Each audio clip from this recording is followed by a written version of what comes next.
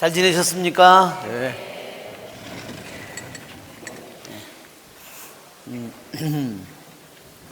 네, 오늘 뿔라팔도 하나 가져왔는데 소리가요 엄청 커요.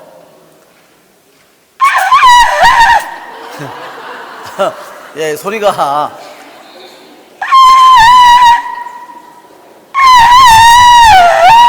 이게 소리가요 제가 잘 못 불러가지고 지금 소리가 제대로 좀 삑사리처럼 나오는데, 우리 예루살렘에 이스라엘 성지순례 갔다 오신 분이 이거를 사다 주셨습니다. 제가 맨날 손으로 불어가지고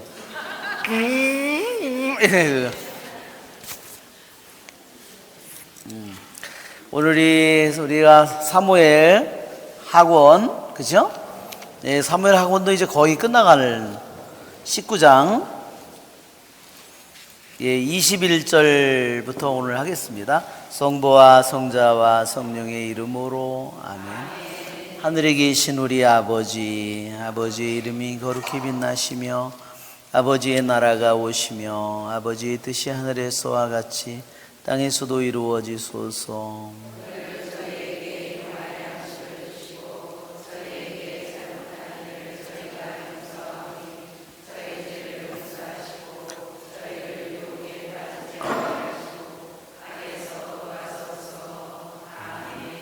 성부와 성자와 성령의 이름으로 아멘. 오늘 21절부터 그 시므이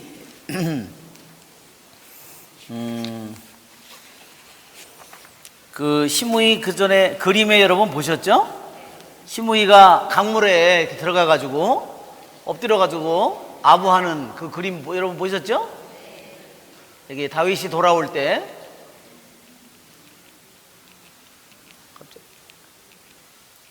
이렇게 이 시므이가 이 사람이 여기 지금 돌 던진 사람이에요. 그죠?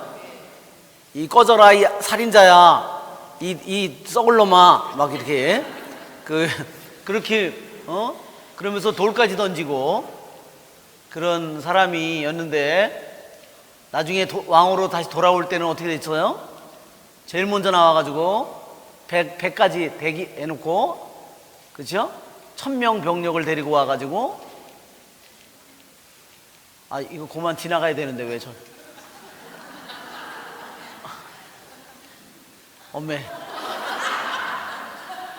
예, 여기 보면 여기 나오죠? 예, 이게 시므이예요.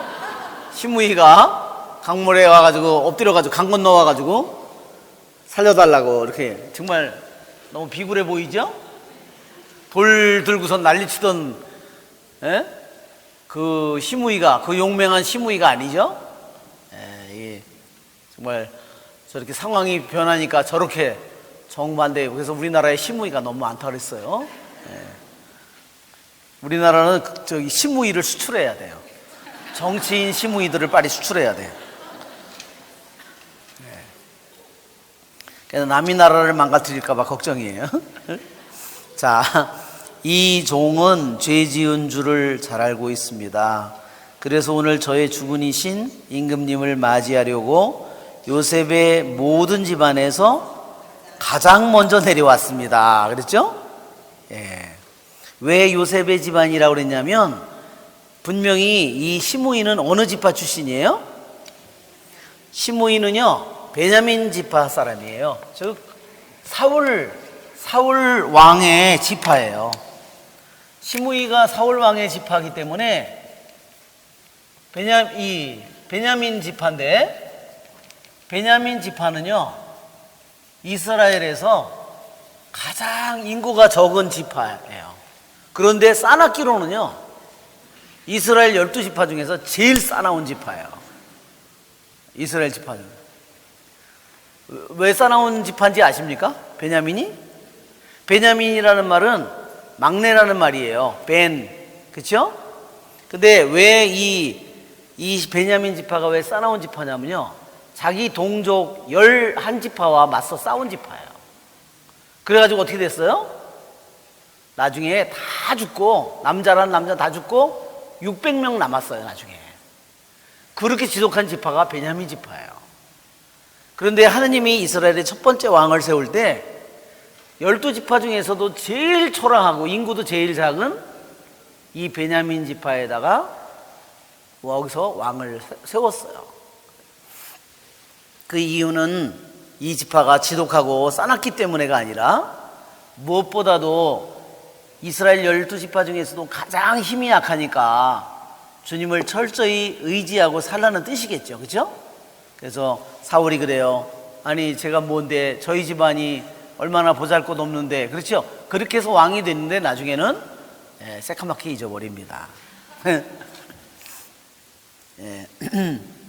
그런데 왜 요셉의 집안이라고, 분명히 베냐민 지파인데 왜 요셉의 집안이라고 그러냐면 이 족보를 보면 이 첫째 이유가 있어요. 여기 보면 야곱의 12아들들이 여기 있는데 부인이 넷이죠. 야곱은 오늘날 이렇게 우리 일부 이런 거 생각하면 잊어버려야지. 잠시 3,000년 전 4,000년 전으로 돌아가가지고 기본이 여기 있는 것처럼 4명이야. 레아를 먼저 얻고 레아의 몸종 빌하, 라헬, 그렇죠?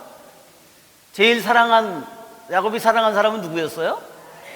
라헬이었어요. 그렇죠?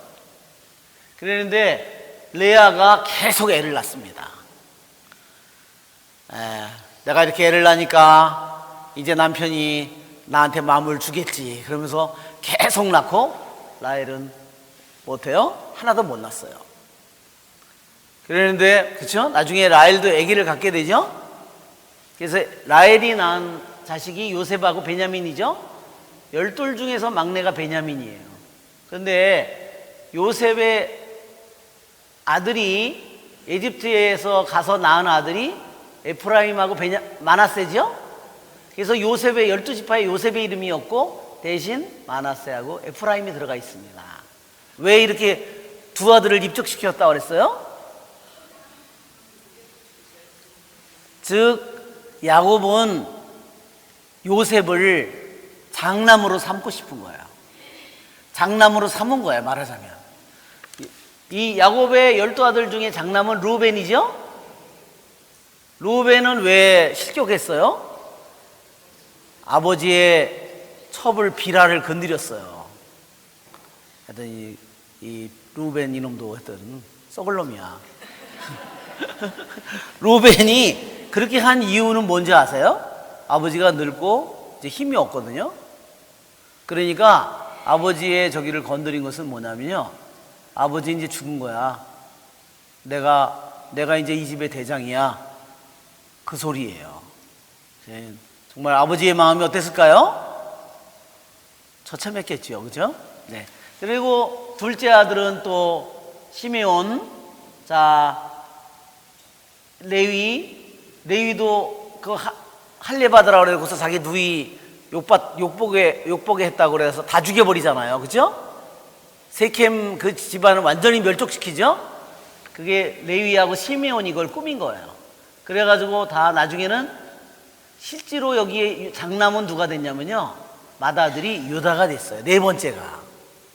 자, 그런데 왜 요셉의 집안이라고 그랬냐면 여기 보면 라헬의 자식이라는 거예요. 다 므낫세, 에프라임, 베냐민, 라헬의 자식들이죠.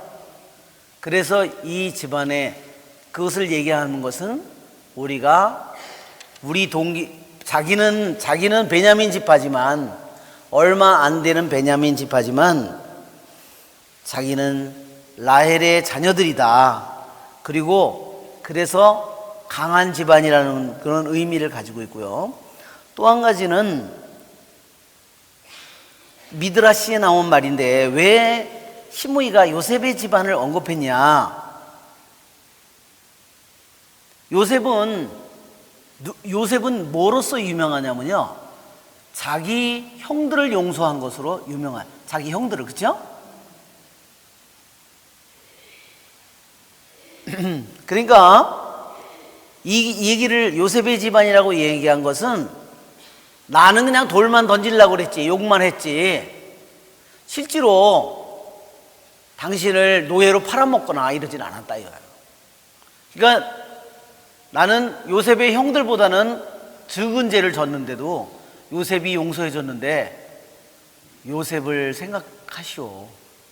임금 요셉을 생각해서 요셉은 자기 나보다 적은 죄를 지은 자기 형들을 다 용서했는데 나를 용서하시오. 이런 얘기예요. 무슨 얘기인지 아시겠죠? 그러니까 나는 요셉의 형들보다 적은 죄를 졌다 이런 뜻이에요.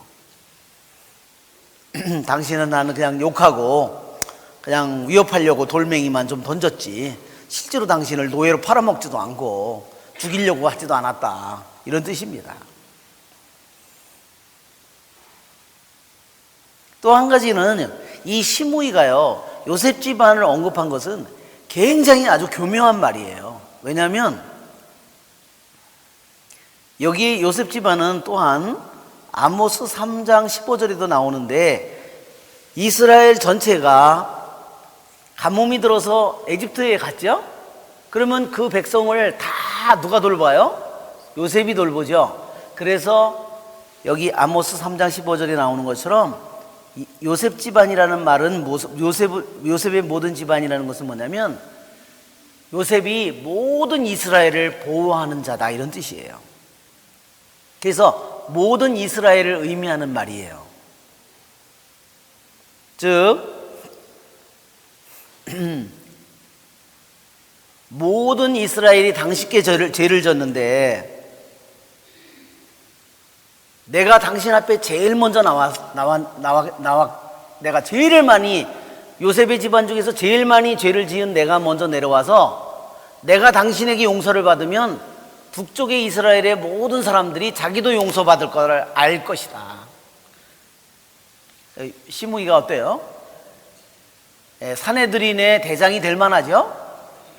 그러니까 사내들인의 수장이라고 하는 것은 시므이가 사울 지파 사람이면서도 베냐민 지파 사람이면서도 또한 전승에 의하면 산헤드린의 대장이었다는 거예요. 수장이었다는 거예요. 즉 70인으로 이루어진 유대의 최고 재판소 거기에 수장이에요. 말하자면 거기에 말하자면 캡틴이라는 거, 대장이라는 거예요. 그러니 얼마나 율법을 잘 알고 있는 사람이에요. 그렇죠? 성경을 너무너무 잘하는 사람이에요. 요셉 집안을 언급한 거는 그래서 당신을 내가 모욕하고 당신께 죄를 제일 많이 졌는데 그런 나를 용서한다면 나머지 이스라엘 사람이나 베냐민 사람들도 반란을 일으킨 사람들도 당신에게 반란을 일으키는 사람들을 당신이 용서해 줄 거라는 것을 그들이 믿을 거다 하는 거예요. 그러니까 이 미드라스의 이 말은 정말 이 시므이가 다윗이 어떤 말하자면 생각을 가지고 있는지 아주 속속들이 다 들여다보고 자기가 철저히 계산된 말을 한 거예요. 다 어떤 말이든지 다 철저히 계산된 말이에요. 아까도처럼 요셉이 형들을 용서한 것처럼 요셉 형들보다 적은 죄를 지은 나를 용서하라. 다윗, 응? 자, 그때 스루야의 아들 아비사이가 그 말을 받아 이렇게 아뢰었다. 예, 이게 아비사이가 시므이가 주님의 기름 부음 받은 이를 저주했으니 그는 죽어야 하지 않겠습니까? 예. 주님께 기름 부음 받은 자, 즉 왕을 저주하는 자는 이스라엘의 율법에 의하면 처형하는 겁니다. 그러나 다윗이 말했다. 추르야의 아들들이여, 추르야의 아들은 요압, 아비사이죠? 그대들이 나와 무슨 상관이 있기에 오늘 그대들이 나의 반대자가 되려 하오. 내가 오늘에서야 이스라엘의 임금임을 잘 알게 되었는데 이런 날 이스라엘에서 사람이 처형당해야 하겠소. 그랬어요. 히브리 말로는요, 여기 반대자라는 말이 23절에 반대자라는 말이요, 이게 히브리 말로는 사탄이에요. 히브리 표현으로는 사탄.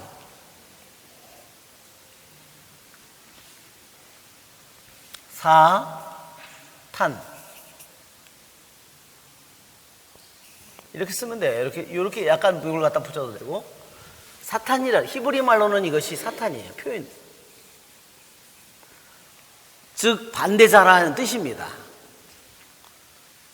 적대자다 이런 뜻이에요. 즉, 의미는 우리가 보통 사탄이라 악마의 이름으로 쓸 때 사탄은 하느님을 반대하는 자를 가리키는 겁니다.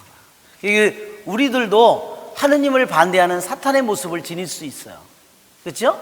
내가 하느님의 뜻이나 생각을 내가 반대하게 될 때. 그래서 사탄은 천사도 하느님을 반대할 때 가장 아름다운 천사 루치펠이 하느님을 반대하게 될 때 사탄, 악마가 되는 것처럼 하느님의 모습을 닮은 우리도 하느님의 생각과 뜻을 반대하면요, 나도 사탄의 모습을 갖게 되는 거야. 지난번에도 여러분 우리 교만 그거 할 때 여러분 들었죠? 그래서 뭐라 그랬어요? 교만한 사람에게는 악마가 필요 없다. 왜 그랬어요? 본인이 악마가 되기 때문에. 교만한 영혼에게는 악마가 필요 없다 그랬어요. 정말 얼마나 무서운 말인지 모릅니다. 우리들 자신이 하느님의 모습을 닮은 우리들이 이 세상에 점점 하느님에게로 가까이 하느님의 모습을 닮아갈 수도 있지만 점점 우리는 지옥의 모습을 악마의 모습을 닮아갈 수도 있어요. 이것이 우리들에게 놓여져 있는 두 가지 가능성이에요.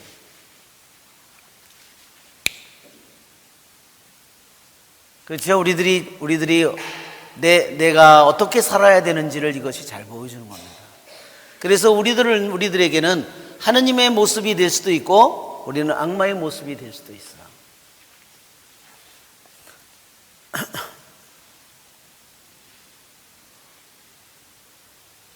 자, 여기서 반대자는 악마라는 뜻이 아니라 이것은 반대자라는 뜻이에요. 의미가 단지. 그러니까 이것은 여기서 나오는 사탄은 고유명사 사탄이 아니라 뭐예요? 그냥 보통명사. 즉 보통명사로서 그냥 반대자 이런 뜻을 가지고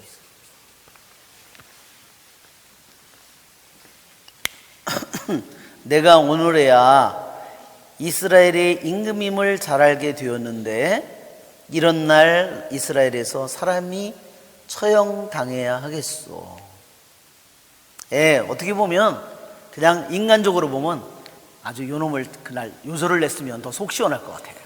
그냥 잘라라 띵 이렇게 해서 하면은 오히려 더 그럼 우리들이 저기로 볼 때는 더 속이 다 시원할 것 같아요. 그렇죠? 근데 다윗은 그렇게 하지 않았습니다. 그렇죠? 이것이 우리가 이 기절을 이 내용을 볼 때 우리는 다윗이 왜 그런 결정을 했는지 다윗의 모습을 잘 우리들이 지켜봐야 됩니다. 심판을 하기는 단죄를 하기는 아주 쉽죠. 그렇죠? 그것은 최후의 우리의 선택이 될 수 있어요. 그것은 다윗이 선택할 수 있는 여러 가지 일 중에 하나인데 사람은 쉽게 단죄함으로써 모든 것을 끝낼 수는 있지만 자, 다윗의 말을 잘 들어보면 내가 오늘에야 이스라엘의 임금임을 잘 알게 되었다. 자, 한번 여러분 사무엘하고 16장을 한번 보세요. 16장 11절 16장 11절을 보면 이렇게 되어 있습니다. 자, 한번 우리가 읽어볼까요? 그러면서 다윗이 아비사이와 모든 신하에게 일렀다. 내 뱃속에서 나온 자식도 내 목숨을 노리는데 하물며 이 베냐민 사람이야 오죽하겠소. 주님께서 그에게 명령하신 것이니 저주하게 내버려 두시오. 행여 주님께서 나의 불행을 보시고 싫은 저주를 손으로 주실지 누가 알겠어. 예, 똑같은 사람이에요. 자, 구절을 보면, 구절을 한번 읽어볼까요? 그때 추루야의 아들 아비사이가 임금에게 말하였다. 이 죽은 개가 어찌 감히 저의 죽은이신 임금님을 저주합니까? 가서 그의 머리를 베어버리게 해주십시오. 그러나 임금은 추루야의 아들들이여 그대들이 나와 무슨 상관이 있소? 주님께서 다윗을 저주하라 하시어 저자가 저주하는 것이라면 어느 누가 어찌하여 내가 그런 것을 하느냐고 말할 수 있겠소? 예, 여기 보면 똑같은 사람이죠? 똑같은 사람 아비사이가 도망을 갈 때 시므이가 아까 돌을 들고 막 저주를 하면서 욕을 하면서 돌멩이를 던진다, 저주를 퍼부었죠? 그때 죽을 뻔했어요, 한 번. 그때 이 아비사이가 저놈을 내가 한 칼에 베어버리겠다 그러니까 그걸 말렸어요. 이 말린 말이 이거예요. 그런데 여기서 또 죽을 뻔한 거예요. 그렇죠? 강물에 요르단강 건너왔을 때 저놈 내가 당장 그때 옛날에 저주한 놈이니까 주님께 도유받은 자를 저주한 자는 마땅히 죽어야 된다고 또 했는데 두 번이나 다윗이 말린 거예요. 자, 여기에 보면 다윗이 뭐라 그러냐면 주님께서 시므이가 자기를 저주하고 온갖 백성 앞에서 신하들 앞에서 자기를 모욕하고 그러고 있는데 그 말을 듣고 다윗은 어떻게 생각했냐면 주님께서 다윗을 저주하라 하시어 저자가 저주하는 것이라면 어느 누가 어찌하여 내가 그런 짓을 하느냐고 말할 수 있겠어. 주님께서 시켜서 한 거라면 나는 그것을 반대할 수 없다는 거예요. 11절에 끝에 보면 주님께서 그에게 명령하신 것이니 주님께서 시므이를 시켜서 자기를 이 세상에서 임금이지만 가장 억울한 누명을 뒤집어 쓰고 모든 걸 다 뒤집어 쓰도록 명령을 내렸다는 거예요. 그러니까 자기는 그 명령을 받아들이게. 이것은 시므이의 모욕을 뭐라고 받아들였냐면 주님의 명령이라고 받아들인 거예요. 무슨 말인지 아시겠죠? 그러니까 그냥 사람들의 눈에는, 그냥 병사들의 눈에는 그냥 한 백성의 정말 백성의 임금에 대한 정말 하극상이고 백성의 임금에 대한 모독이고 저주이지만, 그러나 다윗은 이것을 어떻게 뵀냐면 이거를 주님의 명령이라고 이렇게 받아들였다는 겁니다. 동시에.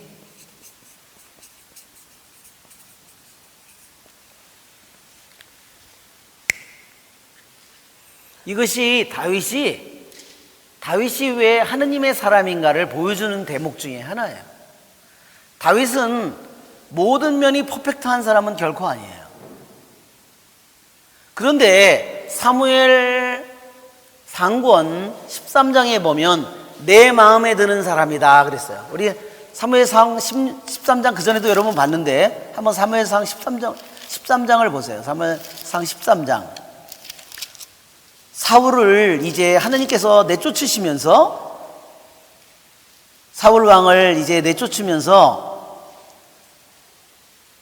사무엘 상권 13장 14절, 이제는 임금님의 왕국이 더 이상 서 있지 못할 겁니다. 주님께서 명령하신 것을 임금님이 지키지 않으셨으므로 주님께서는 당신 마음에 드는 사람을 찾으시어 당신 백성을 다스릴 영도자로 임명하셨습니다. 예, 당신 마음에 드는 사람 누구죠? 다윗이에요. 그래서 다윗이라는 이름 자체가 히브리 말의 뜻은 뭐냐면 하느님의 사랑받는 자라는 뜻이에요. 이 기절을 그대로 얘기하는 겁니다. 당신 마음에 드는 사람, 하느님을 기쁘게 하는 사람. 다윗은 분명히 간음죄를 저질렀고 남의 남편을 죽였고 살인죄를 저질렀는데 어떻게 그렇게 큰 죄를 지은 다윗이 어떻게 하느님의 마음에 드는 사람인가? 그가 참으로 죄를 지었는데 그는 참으로 회개할 줄 아는 사람이다. 그리고 하느님께 참으로 제대로 벌을 받을 줄 아는 사람이다. 하느님께서 자기에게 내린 심판을 내 집안의 칼부림이 그치지 않을 것이다. 아들만을 원망하지 않았어요. 그렇죠? 암논이 자기 누이를 욕보이고 압살롬이 형을 죽이고 압살롬이 반란을 일으키고 이 모든 일들을 오직 아들들의 나쁜 짓이라고만 생각하지 않았다는 거예요. 왜? 동시에 그것은 뭐예요? 하느님의 심판이에요. 그러나 시므이나 이런 장군들은 그런 생각을 못해요. 그냥 권위에 대한 도전으로밖에 생각하지 못하는 겁니다. 이것이 다윗의 놀라운 모습입니다. 한번 우리가 또 하나는 어디서 볼 수 있냐면 사무엘하권 15장을 보세요. 15장에 계약의 궤를 내가려고 차독이나 레위인들이 피난을 갈 때 계약의 궤를 가지고 나오니까 뭐라 그러죠?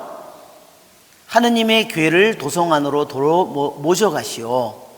내가 15장 25절에 내가 주님 눈에 들면 그분께서 나를 돌아오게 하시어 그 궤와 안치소를 보게 하실 것이요. 그러나 그분께서 나는 내가 싫다 하시면 나로서는 그저 그분 보시기에 좋으실 대로 나에게 하시기를 바랄 뿐이요.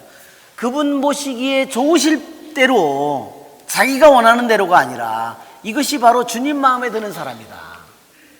자기가 처형을 받는 그 어려운 난국에 도망을 가는 처지에서도 자기의 안전만을 위해서 계약의 길을 자기 옆에 두려고 하지 않았다는 겁니다.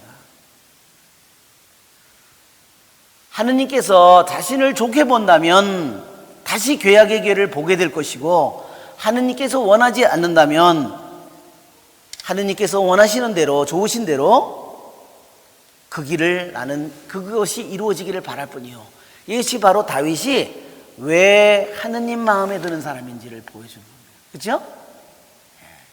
자기가 꼭 살고 자기가 꼭 왕좌에 올라가야 된다고 주장하지 않는 겁니다. 하느님께서 좋으실 대로 이루어지기를 바라는 거예요. 자기가 피난을 가다 죽는다면 죽고, 처벌을 받아 죽어야 된다면 이것이 내가 오늘에야 이스라엘의 임금임을 잘 알게 되었는데, 이것이 바로 내 뱃속에서 나온 자식도 내 목숨을 노리는데 베냐민 사람이야 오죽하겠소. 주님께서 그에게 명령하신 것이니, 이제 주님께서 시므이를 시켜서 저주하라고 명령 내린 것이 끝났다는 거예요. 그러면 뭐냐? 자신을 다시 왕위에 복귀시키겠다고 하느님이 다시 결정하셨고 명령하셨다는 거예요. 그때는 피난을 갈 때 자기는 시므이를 시켜서 주님께서 자신을 저주하라고 명령한 일이 이루어진 거고, 이번에는 그 명령이 끝나서 자신을 다시 왕좌에 복귀시키는 일을 하느님이 시작했다는 겁니다. 그러니까 자기는 어때요? 주님께서 저주하라고, 자신이 저주받으라고 한다면 저주를 받고, 주님께서 자신을 다시 왕좌에 오르라고 주님께서 결정하셨으니까 자기는 그 사람을 처형하지 않겠다 하는 겁니다. 무슨 말인지 아시겠죠? 그것이 바로 다윗의 그 생각이었습니다.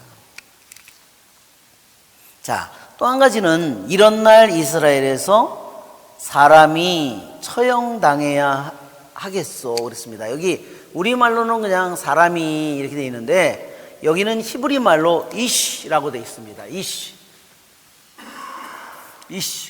이것은 뭐냐면, 이시는 사람이라는 말인데요, 이 말이 어디에 나오냐면 에스텔기를 한번 보세요.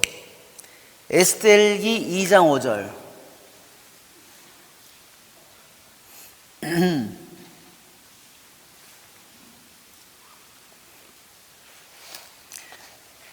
거기에 보면 모르드카이가 나오죠? 모르드카이가 누구 집안 사람이냐면요, 시므이 집안이에요. 그러니까 이날 시므이를 요절을 냈으면 모르드카이가 나오지 않았을 거라는 겁니다. 자, 이제 다시 또 우리 이제 다윗과 바르질라이는 뭐 부자고, 그렇죠? 또 다윗이 피난 갔을 때 양식을 계속해서 다 대준 사람이에요.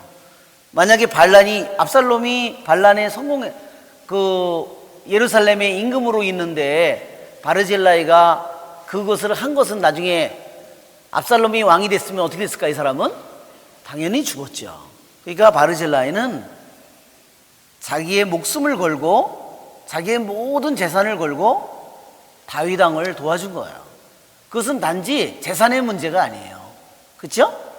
이것은 자신의 생명과 자신의 집안의 모든 생명을 걸고 다윗 왕을 피난 가는 몇 명 안 되는 4,000명의 이 병력을 도와준 거예요. 그러니까 이 바르질라이는 그냥 단지 부자였고 그냥 자선 사업을 그냥 한 것이 결코 아닙니다. 자, 기랏 사람 바르질라이도 로글림에서 내려와 임금을 도와 요르단을 건너게 하려고 요르단까지 그를 따라갔다. 바르질라이는 나이가 많았는데 80살이나 되었다. 예. 예? 어디 건너뛰었죠? 어메, 24, 예. 예, 그러고 나서 임금은 시므이에게 말하, 그대는 죽지 않을 것이요. 임금은 그에게 맹세하였다. 그래서 나중에 다윗은 나중에 죽기 전에 유언을 해서 열왕기 상권 2장 8절에 보면요, 네가 어떻게 처리해야 될지 잘 알 거다. 그렇게 암시만 하고 죽었어요. 네가 처형하라 이런 뜻이에요. 그죠? 다윗이 뒤끝이 있는 사람이에요.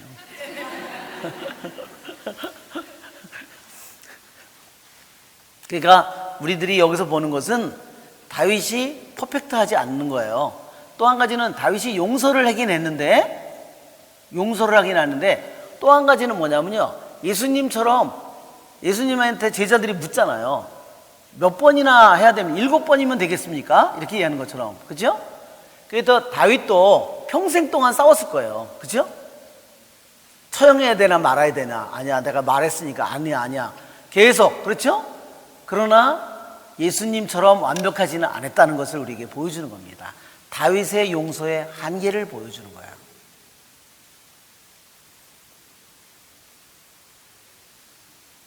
또 한 가지는 다윗이 왜 시므이를 처형했냐면요, 또 한 가지 처형한 이유 중에 하나는, 한편으로 왕은 뭐를 해야 되냐면요, 용서도 해야 되지만 또 한 가지는 뭐냐면 왕의 중요한 역할은요, 꼭 정의를 집행하는 거예요.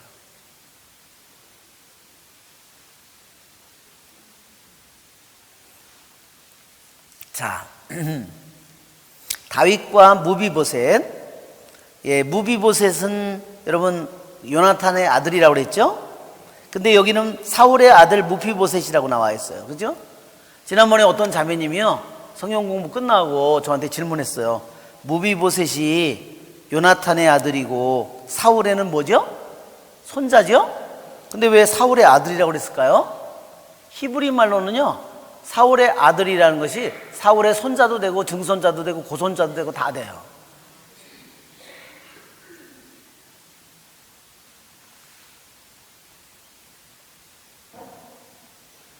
사울의, 말하자면 우리가 번역하면 사울의 후손, 우리말로는 이렇게 번역하는 게 낫는데 원래 그대로의 뜻은, 글자 그대로의 뜻은 아들입니다. 그러니까 사울의 손자 요나탄의 아들 무비보셋은 임금을 맞으러 내려왔다. 임금이 떠나간 날부터 무사히 돌아오는 날까지 발도 씻지 않고 수염도 깎지 않았으며 옷도 빨아입지 않았다.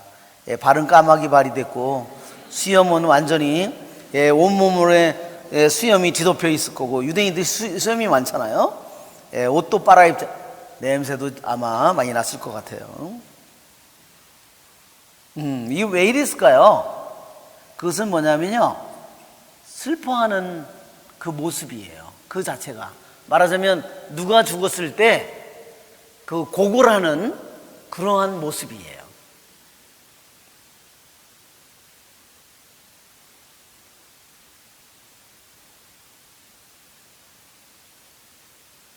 그러니까 그 당시의 문화에서 그 누가 죽었거나 슬픈 일을 당했을 때 그 사람들이 고글하는 사람들은 옷도 빨아입지 않고 말하자면 뭐 세수도 안 하고, 그렇죠?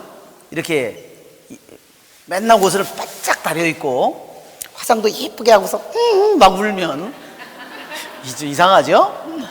예, 머리는 다 풀어 헤치고, 그렇죠?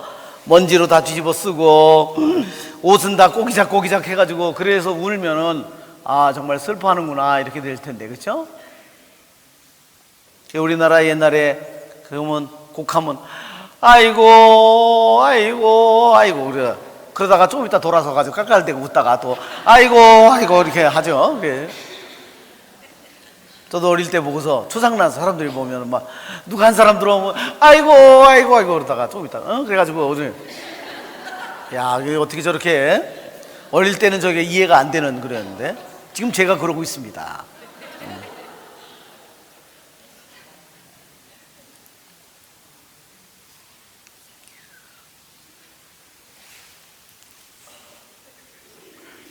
그러니까 이 무비보셋은 그 다윗 임금이 말하자면 요나탄과 계약을 맺었죠. 그래서 그 집안과의 이 계약에, 이 요나탄과 맺은 계약은 정말 생명을 잃더라도 지켜야 되는 계약이에요. 그래서 자기의 왕궁에 왕자처럼 식탁에서 같이 먹고 지냈습니다. 예, 그 당시 왕궁은 굉장히 살벌하죠. 말하자면 우리 김정은이 마냥, 그러니까 말하자면 자기가 왕이 되면 자기 형제들을 모두 다 죽여버린 거예요. 자기 친형제든 이복 형제든 모두 다 제거하는 겁니다. 그것이 지금으로부터 3,000년 전, 4,000년 전 사람들의 관습이었어요. 그러니까 이 다윗이 그 요나탄과 계약을 맺은 이것이 얼마나 강한지를 우리들에게 보여줍니다. 그런데 무비보셋이 그래서 그 은혜에 보답하기 위해서 그는 이렇게 자기 스스로 누가 시켜서가 아니라 자기 스스로 이렇게 애곡하는 사람으로 삶을 지냈습니다.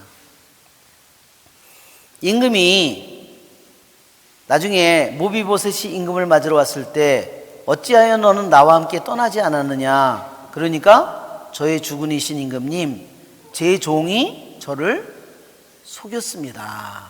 시바가 속였다는 거죠.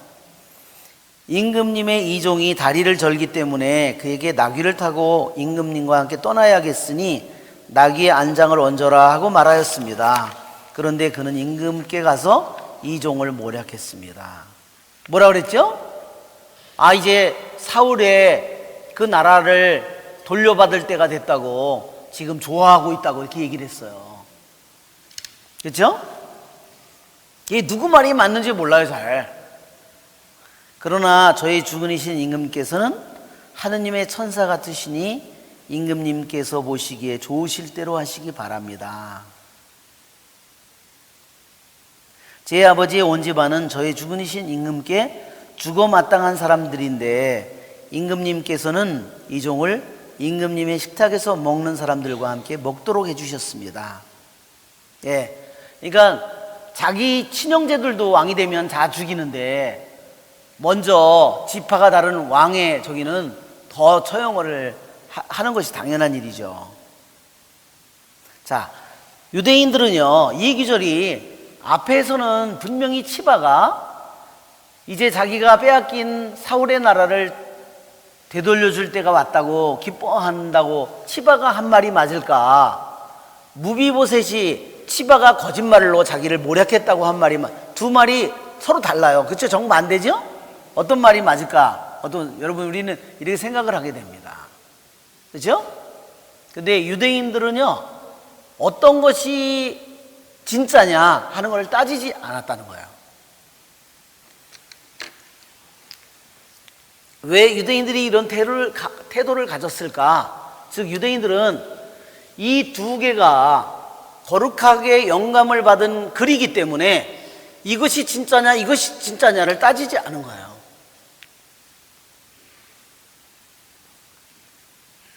유대인들은 말하자면 지금까지도 유대인들의 전승에 의하면 누구의 말이 사실이냐, 거기를 토론하는데 집중하지 않았다는 거예요.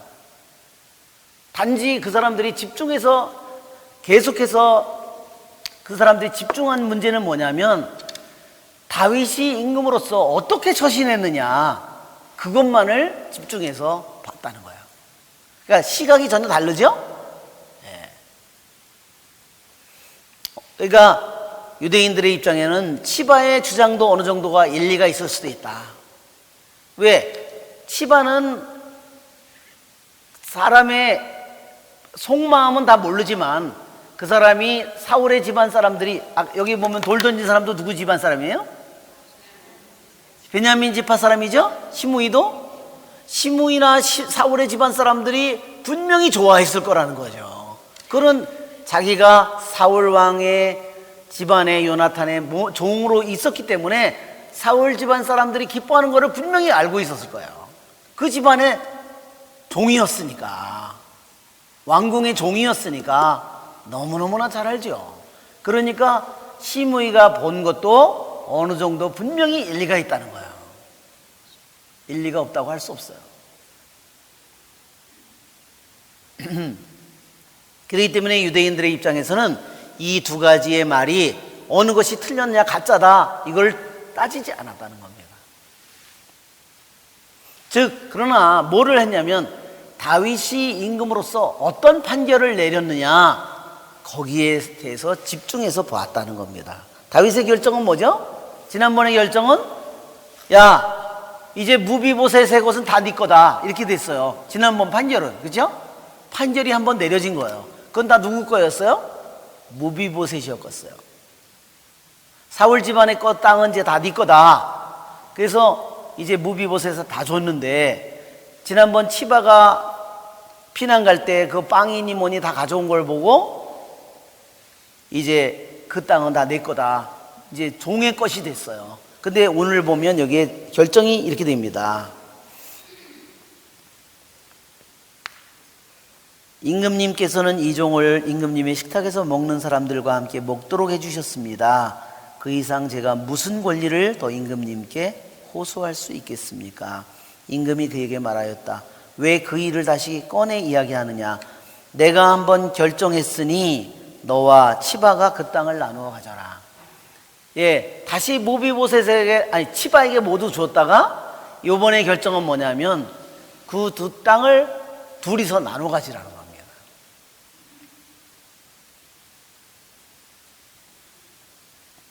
그러나 무비보셋은 임금에게 저의 주군이신 임금님께서 무사히 궁으로 돌아오셨으니 그가 다 가져도 좋습니다 하고 말하였다. 이것은 무슨 말이냐면 치바가 다 가져도 좋습니다 하는 것은 자기가 죄가 없음을 다시 한번 무죄를 자기가 주장한 겁니다. 자, 우리가 아까 빼먹은 대로 다시 돌아가서, 넘어간 대로. 자, 다윗과 바르질라이 아까 얘기하다 말았죠? 바르질라이도 그냥 돈만 자기 주고 양식만 대주고 그것만 없어진 것이 아니라 그랬죠? 이것은 목숨을 건 것이었다. 자기 집안 온 전체에 목숨을 걸고 한 믿음의 행위예요, 이것은. 그러니까 운명을 같이 다윗과 함께 하고자 한 겁니다. 다윗이 죽으면 자기도 죽고 자기 집안도 다 죽고 자기의 믿음대로, 소신대로 이 바르질라이가 행동한 겁니다. 자, 34절에 보면 임금이 바르질라이에게 말하였다. 그대는 나와 함께 갑시다. 내가 예루살렘에서 그대에게 양식을 대주겠소. 이게 양식을 내주겠다 하는 말은 이 사람이 부자인 거를 다 알고 있죠. 네, 여기서 예루살렘에서 양식을 대주겠다는 것은 이 바르질라이의 고향이 어디예요? 이 요르단강 건너편이죠. 동쪽이죠. 그래서 바르질라이는 아마 마하나임이나 거기에 살고 있던 사람일 거예요. 그래서 예루살렘으로 요르단강 건너편 약속의 땅으로 가자. 왕궁에서 나와 함께 살자. 왜? 자기와 함께 그 모든 재산을 다 걸고 그 많은 땅과 그런 거 안 해도 되는데, 그렇죠? 그러기 쉽잖아요. 부자들이 오히려 두 군데를 저놈이 왕이 되고 이놈이 저기 되면 이러면 내가 죽을 텐데 이 재산도 다 잃고, 그렇죠? 두 개를 다 잡으면 가장 안전한 길을 택하면, 그렇죠? 괜히 양식을 대주고 이런 것을 할 필요가 없잖아요. 근데 양식을 대준 것은 자기가 모든 목숨과 자식과 모든 것을 걸고 운명을 걸고 이 일을 한 겁니다.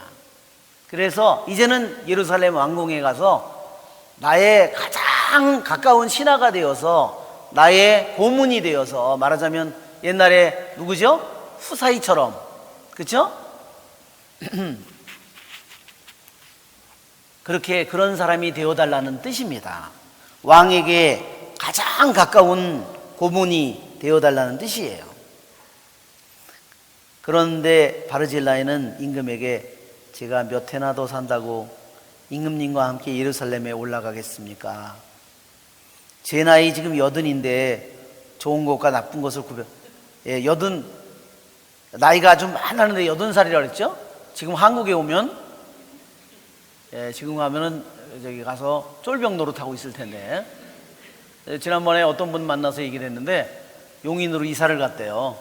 용인으로 이사를 갔는데 거기를 이사를 가니까 그 구역 모임에 자기가 갔대요. 갔더니 남자 형제님들이 12분인가 13분인가 모였더래요. 가보니까 자기가 제일 막내더래요. 근데 자기 위에 바로 자기보다 나이 많은 형제님이 뭐라 그러냐면, 아유, 내가 이제 치매가 걸렸는지 정신이 없다 그러면서 자기한테 뭐를 주더래요. 그게 뭐냐면 총무, 장부등. 지금까지도 거기에 몇 년 갔는데 아직도 자기 밑에 사람이 아직도 안 들어왔대요. 여기 바르질라이도 지금 여기 오면 아마 밑에 가서 총무하고 있을 텐데. 그래서 그분이 여기 우리 성당에 다니다가 그러고 이사 갔는데, 아니 여기서 이쪽 동네에서 살다가 이사 가셨는데 1년이 다 지나갔는데요, 술을 먹자는 소리가 한 번도 안 하더래요. 남자들 구역 모임에 하는데 자기가 너무 기가 막혀가지고 어느 날 자기가 술을 먹으러 가자 그랬답니다. 그래서 술집에 갔대요. 맥주를 먹으러. 15명인가가 갔는데요, 남자들이 맥주를 503개를 시켰답니다. 자기는 그 집에 미안해서 죽는 줄 알았대요. 그런데 그분들은 뭐라 그러냐면, 그분들이 하는 말이 우리 이 구역에 기록을 세웠다고 그랬대. 왜? 처음으로 맥주 3병을 시켰다고, 503개를 시켰다고. 예, 바르질라이가 지금 옛날 좋은 시대 때 살은 것 같아요.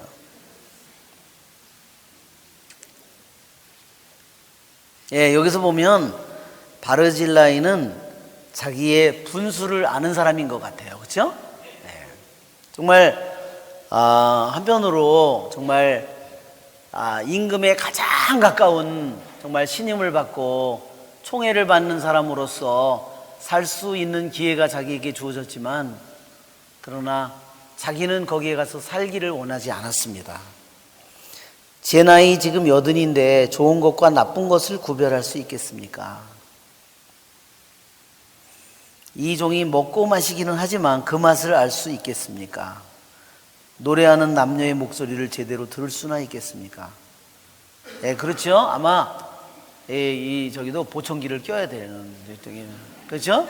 소리를 잘 못 듣고, 그렇죠? 맛도 음식을 먹기는 먹는데 이게 무슨 맛인지, 그렇죠?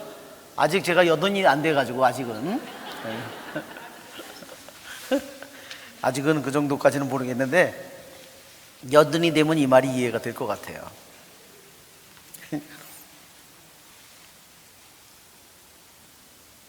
예.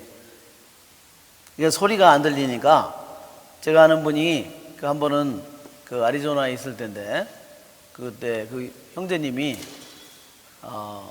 아침에 부인하고 프란치스코 3회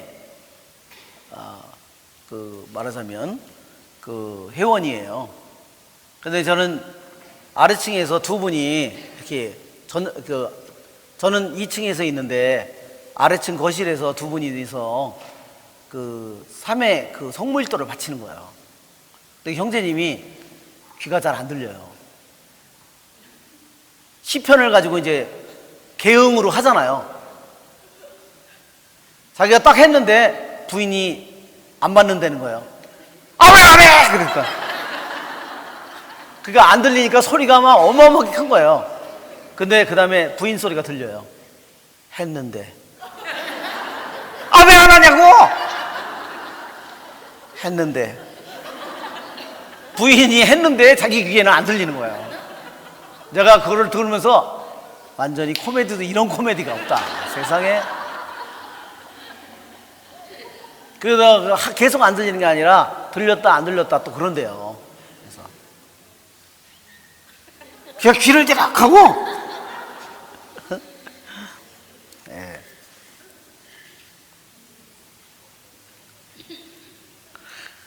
그래서 여기에 36절에 제가 여든인데 좋은 것과 나쁜 것을 구별할 수 있겠습니까?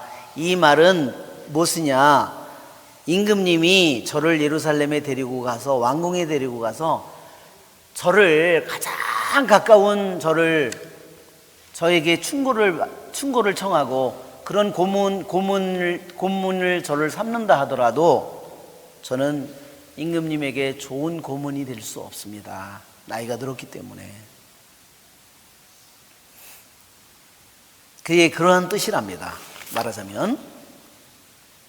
그러니 이 종이 저의 주군이신 임금님께 또 다른 짐이 되어서야 어찌 되겠습니까? 그렇죠. 물론 가장 큰 것은 자기가 그 나이에 거의 지금 뭐 소리도 잘 안 들리고 먹는 것도 맛을 모르는데 자기가 임금님보다 훨씬 나이가 많은 자기가 가서 임금님께 다윗 임금에게 짐이 되어서는 안 된다는 그러한 확고한 생각을 가지고 있는 겁니다. 37절에 이 종은 임금님을 모시고 요르단을 건너 몇 걸음만 더 가겠습니다. 저에게 그런 상을 내리시는 것은 당치 않습니다. 그러니까 이 바르질라이는 뭘 했냐면요, 요르단을 같이 건너가지고 다윗 그 다음에 몇 걸음 간 다음에 임금에 대한 최고의 경의를 표한 거예요. 이것이 제가 받을 수 있는 최고의 당시 임금님이 저에게 주시는 최고의 말하자면 상이다. 그렇게 임금을 호송하는 것이 자기에게 최고의 상이다. 그렇게 몇 걸음 간 다음에 다시 돌아서 자기의 고향 성읍으로 돌아갔습니다. 부디 이 종이 고향 성읍으로 돌아가 제 아버지와 어머니 무덤 곁에 죽게 해주십시오. 다만 여기 임금님의 종 kim함이 있으니 이것은 자기의 아들이에요. 저희 주군이신 임금님과 함께 건너가게 해주시고 임금님 보시기에 좋을 대로 그에게 무엇이나 베풀어 주시기를 바랍니다. 그렇죠? 그러니까 아들도 내 생각에 적어도 60은 됐을 것 같아요. 네, 그렇죠? 아들도 젊은 나이가 아니야. 그래도 60이니까 예루살렘에, 그렇죠? 거기 가서 내가 이쁜 여자도 많이 보고 막 그래야지. 그러니까 아들을 데리고 가라고 그랬어요. 아들 내 생각에 일찍 죽었을 것 같아요. 네. 자세한 건 몰라요.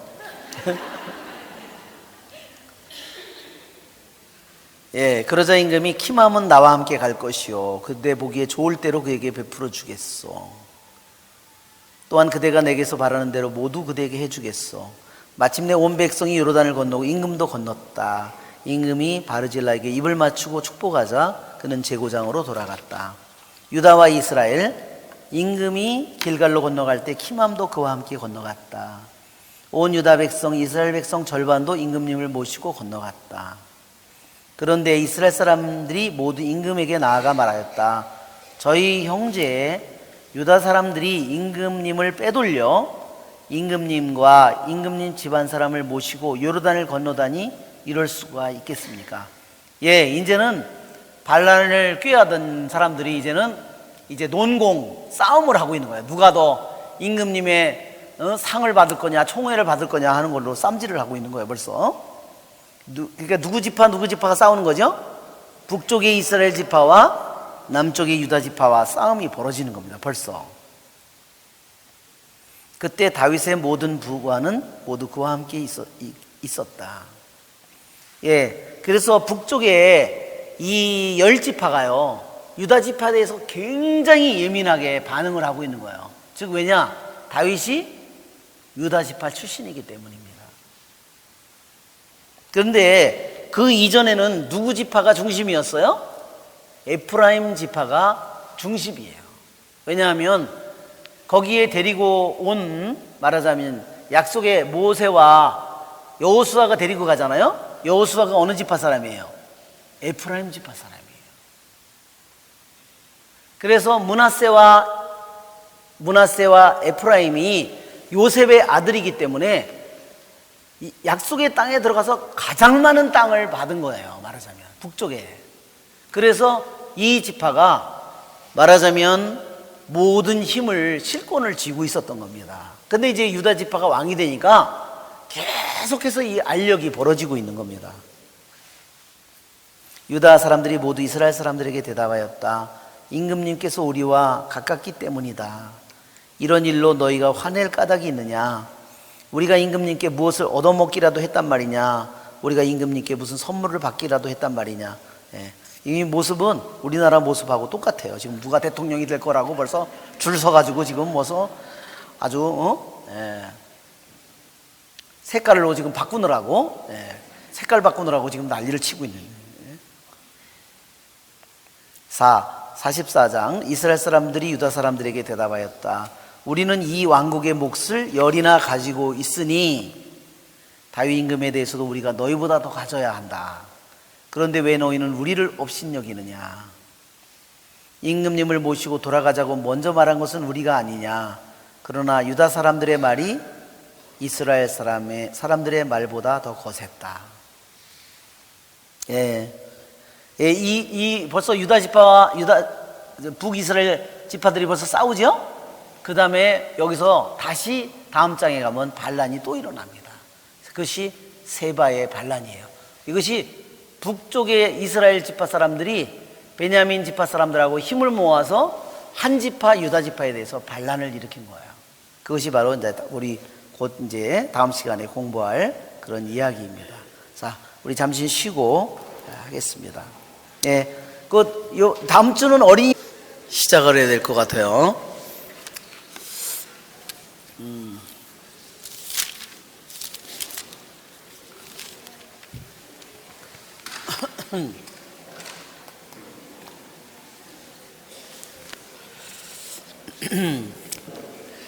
지난번에요, 저희 아버님 어머니가 같이 오셔서 식사를 했는데 아버님이 밥을 먹는데요, 저한테 불만을 얘기했어요. 뭐라고 했냐면 아버님이, 야, 이제 니네 엄마가 밥도 안 해준다. 그래서요 그랬더니, 내가 밥을 다 해서 먹는데 이제는 엄마가 반찬을 못 한다고 구박을 한대요. 그래서 엄마한테 물어봤더니, 야, 반찬을 그렇게 못할 수가 있냐 그러는 거예요. 빨리 그 요리를 배우는 게 나을 것 같아요, 남자들이 일찍.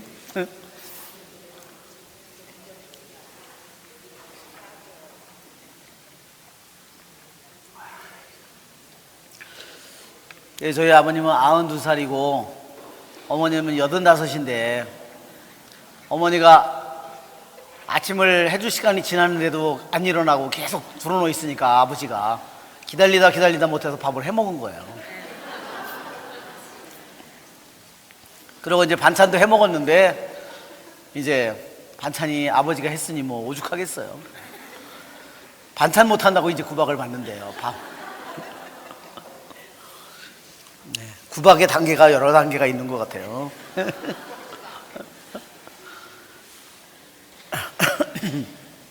예, 20장 세바가 반란을 일으키다. 다윗의 고난이 계속됩니다. 그렇죠? 한번 우리가 읽어볼까요? 그즈음 어떤 무례한이 그곳에 나타났는데 그의 이름은 베냐민 사람 비크리의 아들 세바였다. 그가 나팔을 불며 말하였다. 우리가 다윗에게서 얻을 목도 없고 이사의 아들에게서 물려받을 유산도 없다. 그러니 이스라엘아, 저마다 제 집으로 돌아가라. 그리하여 이스라엘 사람들이 모두 다윗을 버리고 비크리의 아들 세바의 뒤를 따랐다. 그러나 유다 사람들은 요르단에서 예루살렘에 이르기까지 임금을 충실히 따랐다. 다윗은 예루살렘에 있는 자기 궁으로 들어갔다. 임금은 자신이 궁을 지키라고 남겨둔 후궁 10명을 데려다가 감시병이 지키는 집에 가두었다. 다윗은 그들에게 먹을 것은 대주었으나 그들에게 들지는 않았다. 그래서 그들은 죽는 날까지 생갑으로 갇혀 지냈다. 임금이 아마사에게 일렀다. 그대는 사흘 안에 유대 사람들을 동원하여 나에게 데려오고 그대도 여기 대령하시오. 아마사는 유다인들을 동원하러 나갔으나 정해진 기일을 넘겼다. 그러자 다윗이 아비사에게 일렀다. 이제는 비크리의 아들 세바가 압살롬보다 우리에게도 해로울 터이니 그대 주군의 부하들을 데리고 그를 뒤쫓으시오. 그렇지 않으면 그가 요새 성읍들을 찾아내어 우리 눈을 피하게 될 것이오. 요압의 부하들과 크렛 족과 펠렛 족과 모든 용사가 세바의 뒤를 쫓아 나섰다. 그들은 예루살렘을 나서서 비크리의 아들 세바를 뒤쫓았다. 기본에 있는 큰 바위 곁에 이르렀을 때 아마사가 그들 앞으로 나왔다. 요압은 군복을 입고 허리에 띠를 메고 있었는데 거기에는 칼이 든 칼집이 달려 있었다. 요압이 나아갈 때 칼이 빠져나왔다. 요압은 아마사에게 장군 평안하시오 하면서 오른손으로 아마사의 수염을 잡고 입을 맞추었다. 그런데 아마사는 요압의 손에 있는 칼에 주의를 기울이지 않았다. 요압이 칼로 그의 배를 찔러 그의 창자를 땅에 쏟아지게 하니 그는 2번 찌를 것도 없이 죽어버렸다. 그러고 나서 요압과 그의 동생 아비사이는 비크리의 아들 세바를 뒤쫓았다. 요압의 부하 하나가 아마사 곁에 서서 말하였다. 요압을 좋아하는 자와 다윗을 위하는 자는 요압의 뒤를 따르라. 그런데 아마사는 피투성이가 되어 큰 길 한가운데 나동거라져 있었다. 그 부하는 온 백성이 멈추어 선 것을 보았다. 그는 아마사 곁을 지나는 사람마다 멈추어 서는 것을 보고 아마사를 큰 길에서 들판으로 옮겨 놓은 뒤 그 위에 옷을 던져 덮었다. 이렇게 아마사를 큰 길에서 치우자 모든 사람이 요압의 뒤를 따라 비크리의 아들 세바를 뒤쫓았다. 세바가 모든 이스라엘 지파를 두루 거쳐 아벨 벳마카에 이르자 비크리인들이 모두 모여 그의 뒤를 따랐다. 요압을 따르는 군사들이 그곳에 이르러 아벨 벳마카에 있는 그를 포위하고 그 성읍을 치려고 공격 축대를 쌓아 바깥 성벽만큼 올렸다. 군사들이 모두 그 성벽을 무너뜨리려고 헐기 시작하였다. 그때 어떤 지혜로운 여인이 성읍 안에서 외쳤다. 여보세요, 여보세요. 제가 요압 장군님께 드릴 말씀이 있으니 이리 가까이 와주시라고 제발 전해주세요. 요압이 그 여인에게 가까이 가자 그 여인이 요압 장군님이십니까? 하고 물었다. 요압이 그렇소 하고 대답하니 그 여인이 이 여종의 말을 들어보십시오 하고 말하였다. 요압이 내가 듣고 있어 하고 대답하자 그 여인이 이렇게 말하였다. 옛적의 사람들은 아벨에게 물어보아야 한다 하면서 문제를 해결하였습니다. 저는 이스라엘의 평화롭고 성실한 이들 가운데 하나입니다. 그런데 장군님께서는 지금 이스라엘에서 어머니 같은 성읍을 멸망시키려고 하십니다. 어찌하여 주님의 상속 재산을 삼키려고 하십니까? 요압이 대답하였다. 결코 그러지 않을 것이요. 나는 맹세코 이것을 삼키거나 파기하지 않을 것이요. 사정은 그런 것이 아니요. 난 산악지방 출신으로 비크리 아들 세바라는 사람이 다윗 임금께 반기를 들었어. 여러분이 그자만 넘겨주면 나는 이 성읍에서 물러가겠소. 그 여인이 요압에게 말하였다. 그렇다면 그의 머리를 성벽 너머로 장군님께 던지겠습니다. 그 여인이 가서 온 백성을 지혜롭게 설득하니 그들이 비크리 아들 세바의 머리를 잘라서 요압에게 던졌다. 요압이 나팔을 불자 군사들은 성읍을 나와 흩어져 저마다 제 집으로 돌아갔다. 요압도 예루살렘으로 임금에게 돌아갔다.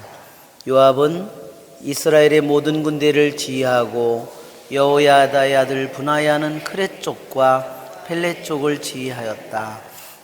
아도람은 부역 감독이고 아일루스의 아들 여호사밧은 기록관이었다. 스와는 서기관이고 차독과 에브야다르는 사제였다. 야이르 사람 이라도 다윗의 사제였다. 예, 짧죠?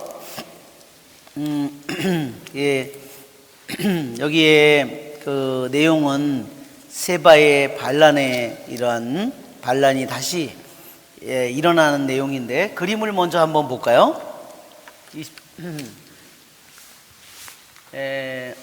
다시 말하자면 다윗이 이렇게 도망을 갔다가 피난을 갔다가 마하나임에 가서 있다가 여기서 전투가 벌어서 압살롬이 죽고 다시 이제 요르단을 건너서 다시 예루살렘으로 다시 돌아오는 도중이에요.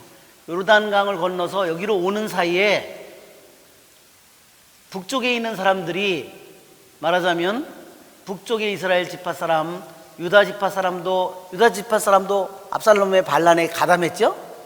북쪽의 사람들도 더 많이 가담했죠. 그런데 이제 다시 다윗이 귀환하니까 다윗을 왕으로 다시 모아들이자는 사람도 있었고, 다시 우리는 다윗에게 얻을 몫이 없다, 유다 지파만 좋아한다, 그래서 다시 그런 사람들을 모아서 안 받아들이려고, 다윗을 왕으로 안 받아들이려고 하는 사람들을 규합을 해가지고 반란을 이쪽에서 일으켜가지고, 그 사람이 뭐냐면 세바예요. 자, 여기 보면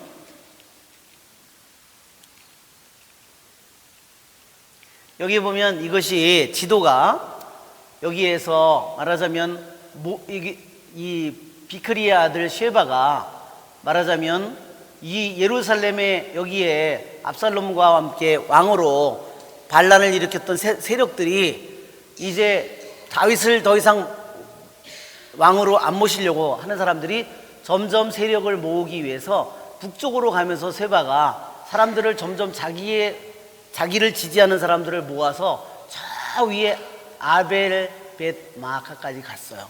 이것을 간 이유는 뭐냐면 북쪽에 있는 다윗의 반감을 가지고 있는 사람들을 모으기 위해서 북쪽으로 가면서 자기 지지자들을 다 모은 거예요.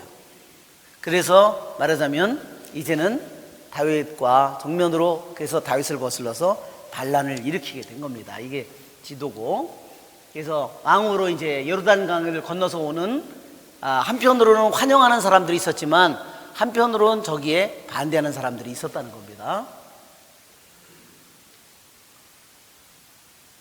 자, 여기 성벽을 보면, 그래서 아벨벤 마아카라고 아까 그 지도에 보면, 이게 뒤로 가네.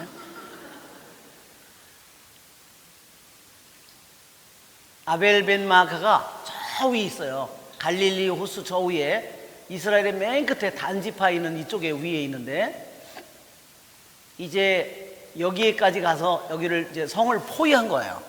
포위해서 그 안에 들어가 있으니까 거기에다가 공격을 하기 위해서 어떤, 그 당시에 전투 방법이 어떻게, 그러면 포위를 한 상태에서 어떻게 했느냐, 그 성이 이중 성벽으로 되어 있었나 봐요. 성벽이. 그랬는데 이 성벽에다가 이걸 공격을 하려면 어떻게 했냐면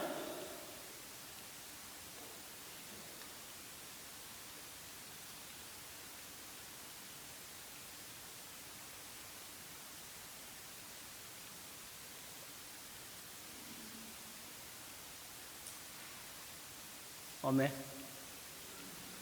여기 성벽 나오죠?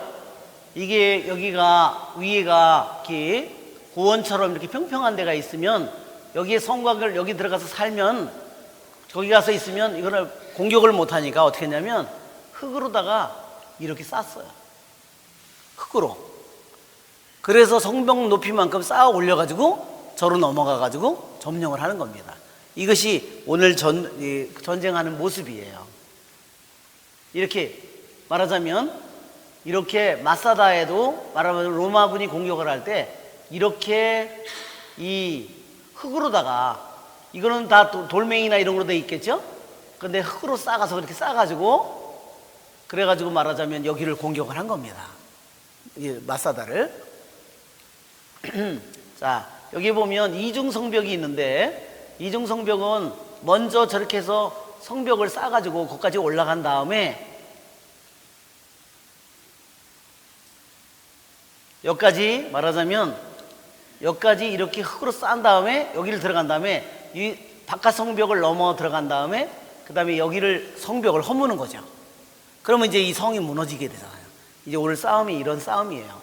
그리고 이 요압이 찌른 것은 아마사가 다윗이 압살롬이 총사령관으로 아마사를 임명했다 그랬죠?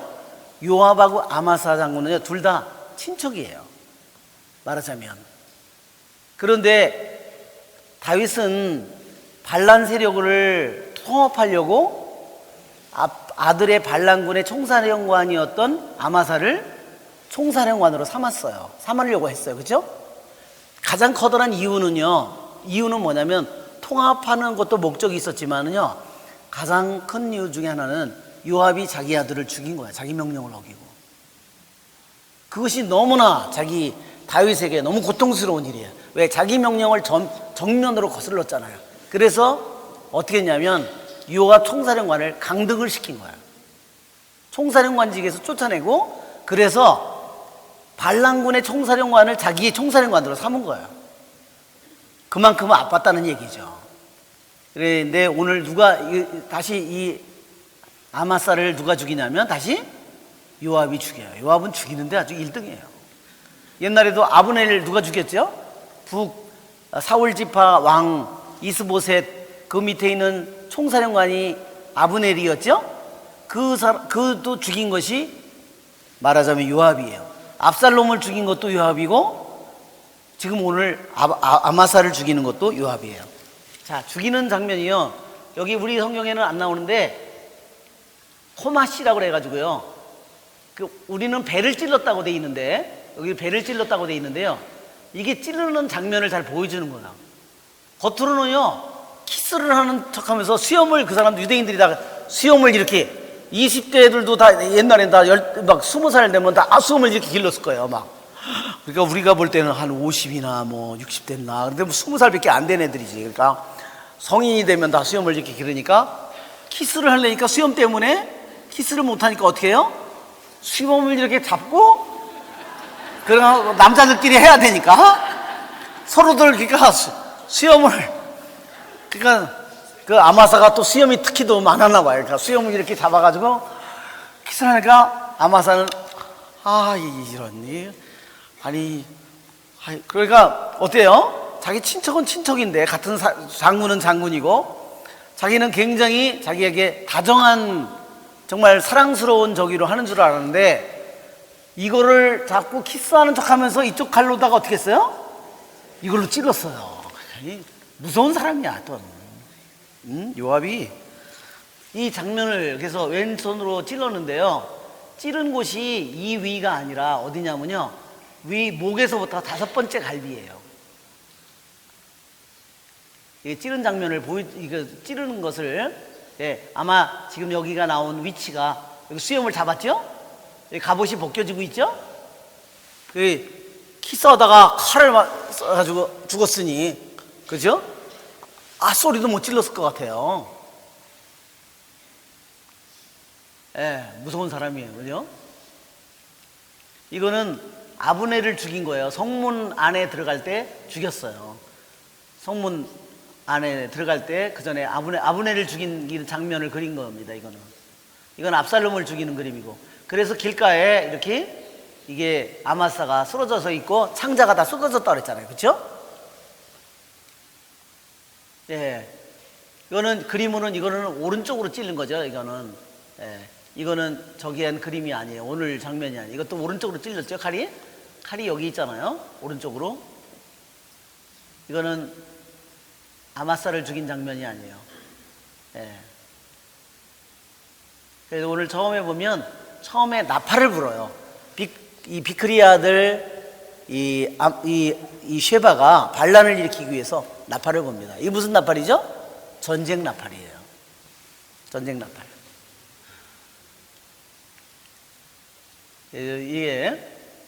이게 양의 이 뿔로다가 만든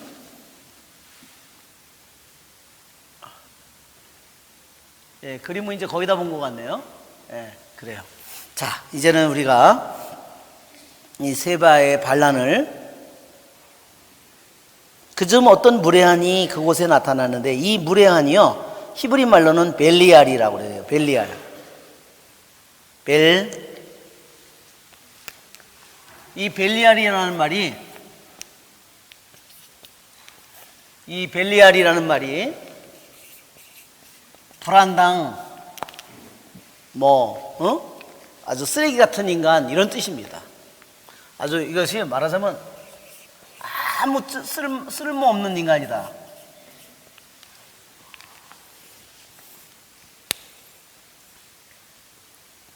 그의 이름은 베냐민 사람 비크리 아들 세바였다. 그러니까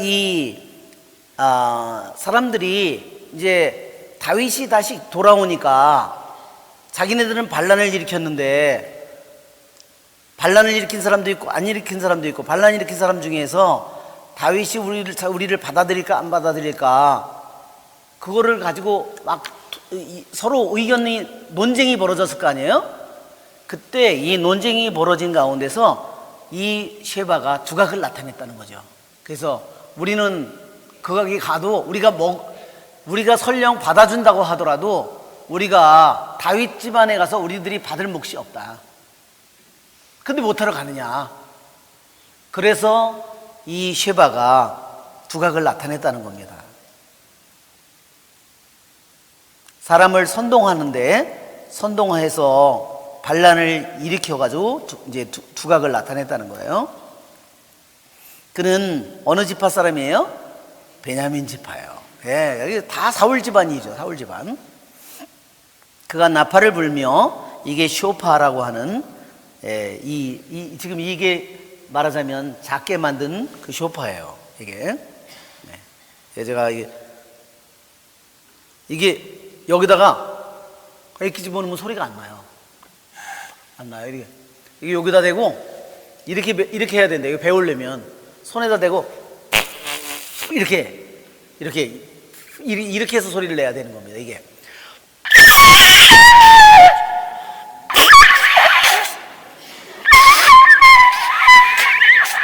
제가 푸 해야 되는데 바람만 집어넣는 바람에 소리가 안 나요. 이게 입술이 이렇게 떨어야지 소리가 잘 나는데 힘만 너무 많이 들어가지고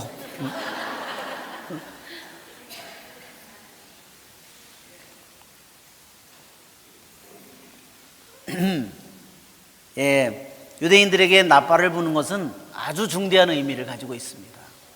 그래서 여러 가지 소집할 때 나팔을 불죠. 전쟁을 할 때, 그렇죠? 그다음에 축제를 벌일 때, 축제를 시작할 때 다 나팔을 붑니다. 우리 2000년이 됐을 때, 제2000년 됐을 때 성년 있었죠? 바티칸에서 베드로 대성당에서 성년을 처음 시작하는 장면이 뭐냐면요, 나팔을 부는 거였습니다. 이렇게 하고 나팔을 부는 거예요.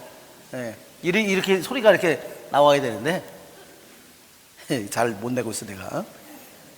자, 이게 말을 보세요. 다윗에게 얻을 몫이 없다. 왜? 다윗이 유다 지파이기 때문에. 또 하나 뭐라 그러냐면 이사이의 아들에게서 물려받을 유산도 없다. 이건 뭐냐면 완전히 경멸하는 말이에요. 이사이 다윗의 아버지잖아요, 그렇죠? 이 말은 사울 왕도 화가 나거나 다윗을 다윗을 경멸하는 말을 할 때 꼭 이사이의 아들이라고 부릅니다. 그러니까 염소 몇 마리 데리고 사는 놈이다 이런 그 뜻이에요. 별 볼 일 없는 집안이다 하는 뜻입니다.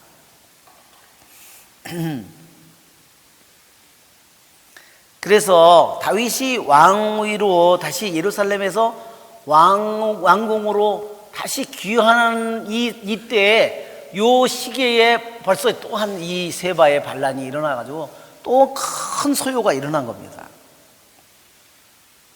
그리하여 이스라엘 사람들이 모두 다윗을 버리고 비크리의 아들 세바의 뒤를 따랐다. 그러나 유다 사람들은 요르단에서 예루살렘에 이르기까지 자기들의 임금을 충실히 따랐다. 네, 여기에 이스라엘 사람들이 다윗을 버리고 또 반란을 일으키는 이유 중에 하나는 다윗이 늙었다는 겁니다. 다윗이 이제 힘이 점점 약해졌기 때문에 누군가가 새로 왕이 되어야 되는데, 그래서 이렇게 더 반란이 많이 일어나는 거예요. 한 가지 이유가. 여기 보면 이스라엘아 저마다 제 집으로 돌아가라. 그것은 무슨 말이냐면요, 지금 사람들한테 왜 집으로 돌아가라 그러냐면 너 집에 가서 네 무기 가져와라 이런 뜻입니다. 그래서 전쟁에 참여하라, 다윗과 싸우자 이 말이에요. 다윗은 예루살렘에 있는 자기 궁으로 들어갔다. 임금은 자신이 궁을 지키라고 남겨둔 후궁 10명을 데려다가 감시병이 지키는 집에 가두었다. 다윗은 그들에게 먹을 것은 대주었으나 그들에게 들지는 않았다. 그래서 그들은 죽는 날까지 생과부로 갇혀 지냈다. 생과자는 있는데 생과부는 너무 아까워요. 네.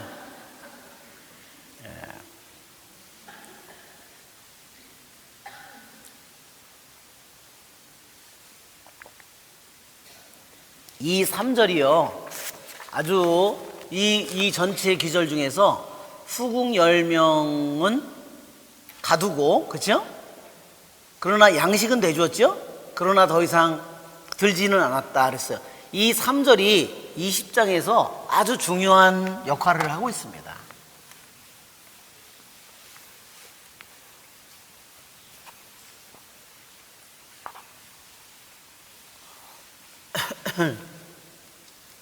유대인들이 이렇게 글을 쓸 때 이 문학 형식이요, 이렇게 되어 있습니다. A. 나팔을 불다. 1절에 나오죠? 나팔을 불다. 그죠? 그러면 여기도 뒤에도요 또다시 A-가 있어요. 여기도 나팔을 불어요. 누가 나팔을 부냐면 전쟁이 끝났다고 나팔을 불어요. 누가 그러냐면 요압이 셰바가 그 성에서 목을 잘라서 던지니까 더 이상 그 성에 있는 주민들을 공격하지도 말고 죽이지도 말고 점령하지도 말고 나팔을 불고 전쟁 끝났다. 그래서 다 거기 성에 들어가서 숨었던 사람들이 다시 나와서 다시 북이스라엘로 다 가는 겁니다. 여기에 보면 20장에 여기에 보면 요압이 나팔을 22절에 나팔을 불다. 22절. 그죠? 예, 이거는 나팔을 불므로써 전쟁이 시작했고 또다시 나팔을 불므로써 전쟁이 끝난 겁니다. 자, 두 번째는 뭐냐면 여기서 반란이 시작됩니다. 이게 왜 나왔다 안 나왔다 그러지? 어메. 반란 시작. 그 다음에 B-는 반란이 그치다.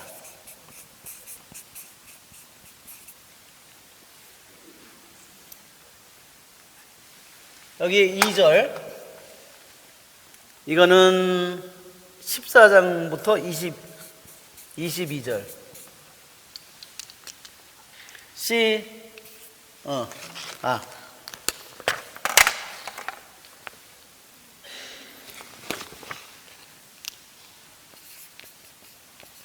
유다 지파는 다윗에게 충성을 지킵니다. C2번이 C-도 뭐냐? 유다 지파의 충성.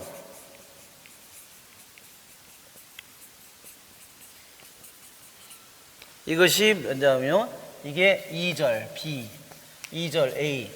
이것이 충성. 이것이 4절부터 13절.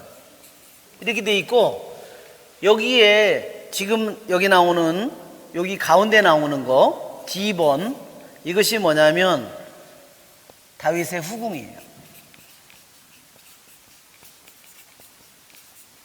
자, 그러면 이렇게 다 이렇게 대칭이 되죠?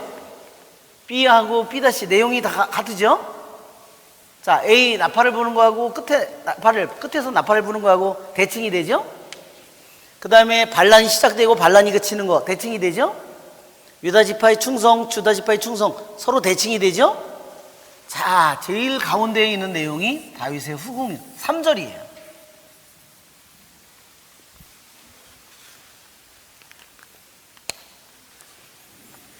왜 3절이 중요할까?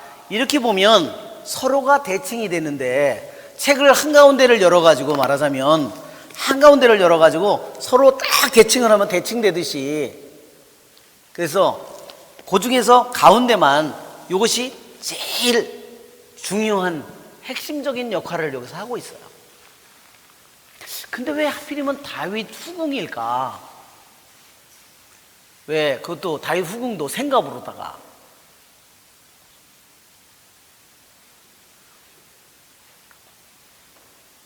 근데 이 10명의 후궁들은 굉장히 불행한, 그렇죠? 불운한 사람들이죠. 그렇죠? 사실은 이 여자들은 죄가 있어요, 없어요? 죄가 없어요, 사실은. 근데 이것은 무엇을 의미하냐면 다윗이 다시 왕위로 즉위했다는 이야기입니다. 굉장히 슬픈 이야기지만, 비극적이지만, 압살롬이 왜 아버지의 후궁을 왜 건드렸어요? 자기가 왕이라고. 그게 왕의 즉위식이에요. 그리고 그것이 어디서 이루어졌어요? 옥상에서 텐트를 쳐놓고 공개적으로 이루어졌어요. 그것은 무슨 의미냐면 우리 아버지는 죽었다 이 말이에요. 우리 아버지는 죽었고 이제 내가 진짜 왕이다 이 소리입니다. 예, 굉장히 정말 아주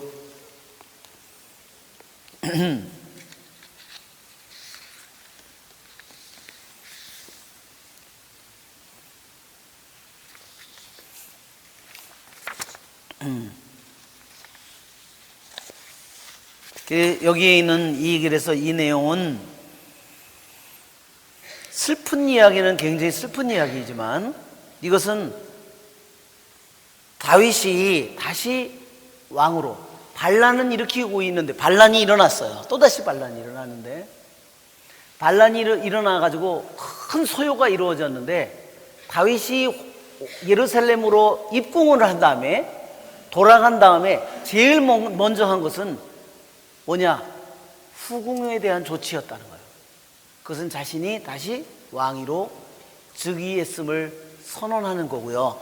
또 한 가지는 뭐냐면 다윗의 후궁은 어때요? 압살롬에게 이렇게 강간을 당했죠?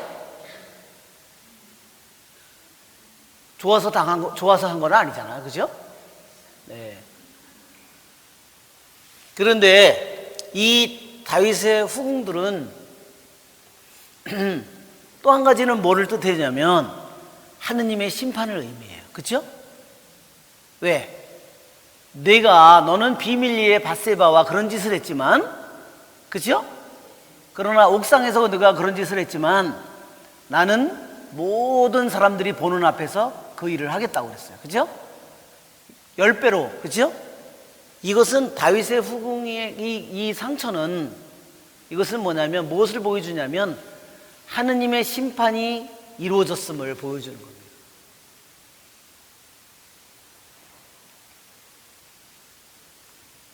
또 한편으로는 그런 아픈 적이지만 또한 이 여자들은요, 왕이 관계한 여자들은요 나가서 결혼을 할 수 없어요. 그러면 어떻게 되냐면요, 이 사람들은 그 당시 사회에서 먹고 살 방법이 아무것도 없어요. 어떻게 해야 되냐면요. 이 사람들은 어떻게 되냐면 결혼을 해야만 남편을 통해서 자기 권리가 생기고 자기 지위가 생기는데, 왕과 관계를 맺은 사람은 다른 왕이 아니면 관계를 맺을 수가 없어요.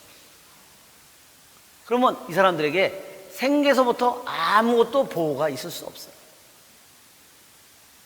그렇기 때문에 다윗이 한 일은 뭐냐면 이 사람들에게 양식을 대주는 거예요. 그리고 그 사람들을 보호해 주는 거예요. 그렇지만 갇혀서 생갑으로, 몰라 팔자가 좋은지 했던 나쁜지, 그것은 여러분 각자에게.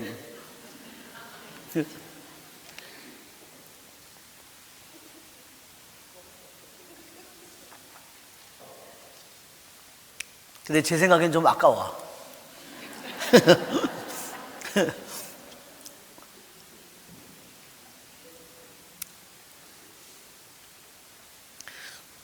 예, 어떤 사람들은 이 성경을 해석할 때 왜 다윗이 후궁에게 왜 들지 않았는가?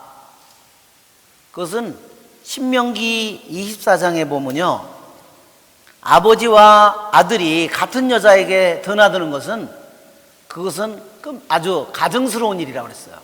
24장 3절 4절에. 그건 근친상간이잖아요. 그렇죠? 그런 의미는, 근데 그런 의미는 아닌 것 같아요. 왜냐하면, 왜 그러냐면 사무엘 상권을 한번 14장을 한번 펴보세요. 사무엘 상권 14장을 보면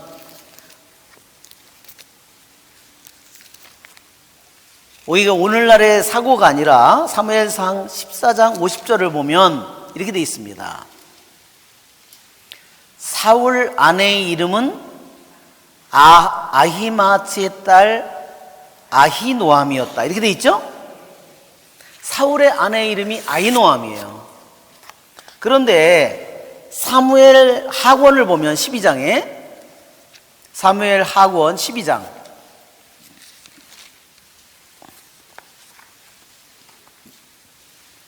7절을 보면 다윗이 죄를 지은 다음에 나탄 예언자가 나와서 다윗을 꾸짖습니다.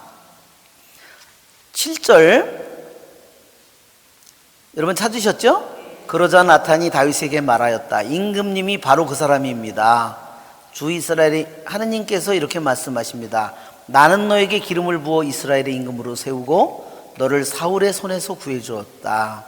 나는 너에게 내 주군의 집안을 내 품에 주군의 아내들을 안겨주고 이스라엘과 유다의 집안을 주었다. 그러니까 다윗의 아내 중에요, 아히노암이 있어요. 아히노암은 누구의 부인이에요? 사울 왕의 아내였어요. 예, 또 살벌무쌍이에요. 예, 그 당시에 사람들의 관습이었다는 겁니다. 그것은 뭐냐면, 그러니까 반드시 이 다윗이 남과 관계를 맺었기 때문에 그 여자가 정결을 거스르는 그런 것 때문에 관계를 맺지 못하거나 그런 것은 결코 아니에요. 왜? 전 왕의 아내를 자기의 아내로 삼는 것이 그 당시의 관습이었어요. 그것은 뭐냐? 전 왕의 후궁들을 다 자기가 새 왕에 대해서 갖는 것은 뭐냐면 그 사람이 정치적으로 군사적으로 모든 면에서 완전한 왕이 되었다는 것의 표시예요. 이것은 단지 그냥 개인적인 저기가 아니라 그 당시에는 그거를 강간이라고 생각하지 않았어요. 뭐라고 생각했냐면 정치적인 행위예요. 이것이 정치적인 의미를 갖는 거예요. 그 사람이 새 왕이 되었다. 모든 이제 전 왕이 가졌던 모든 권한을 다 가지고 있다는 뜻입니다.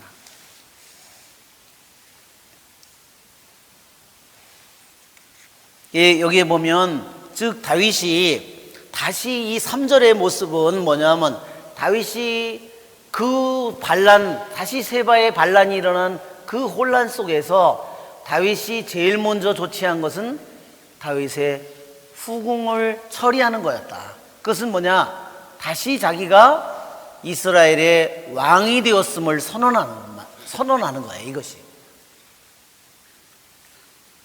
보호를 해주지만 이 여자에게 들지는 않았습니다. 후궁들에게 들지는 않았어요. 왜냐? 왜 그렇게 했어요? 그것은 뭐냐면 다윗이 이것은 너무나 아픈 기억이기 때문에, 그렇죠? 후궁에게 그가 가둔 거는 사실은 한편으로 자기가 거기에 가면 그 사람들을 만나면 자기의 아들과의 그 끔찍한 기억이나 그 모든 것들이 다시 생각나기 때문에 거기에 대해서 완전히 해서 다시는 그 사람들을 보면 또다시 자기는 가까이 가고 싶겠죠? 옛날에 자기가 다 사랑했던 여자들이니까. 그렇죠? 저 같으면 가고 싶을 것 같아.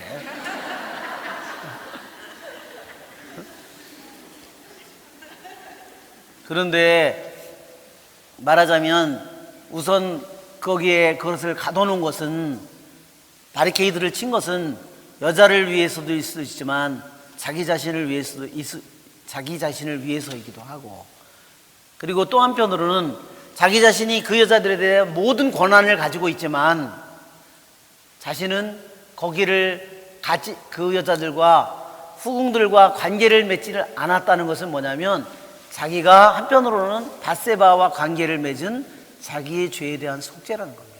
왜냐? 이 여자들에 대한 모든 권한은 자기가 언제든지 자기가 관계를 맺을 수 있는데 그 사람들에게 한 것은 자기에게도 너무나 아픈 그러한 기억이고 시간이기 때문에 다윗이 또 한편으로는 자기가 이 후궁 10명의 이 상처만을 생각할 때 원인이 뭐예요? 자기죠. 자기가 밧세바와 관계를 맺은 거죠.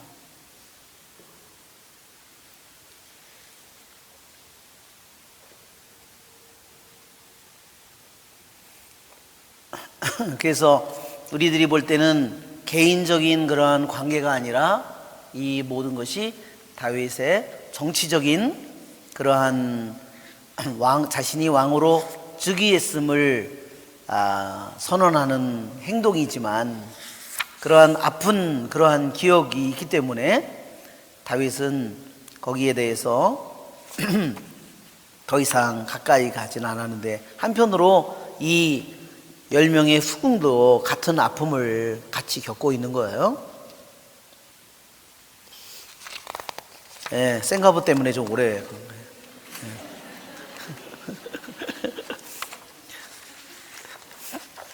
4절, 임금이 아마사에게 일렀다. 그대는 사흘 안에 유다 사람들을 동원하여 나에게 데려오고 그대도 여기 대령하시오.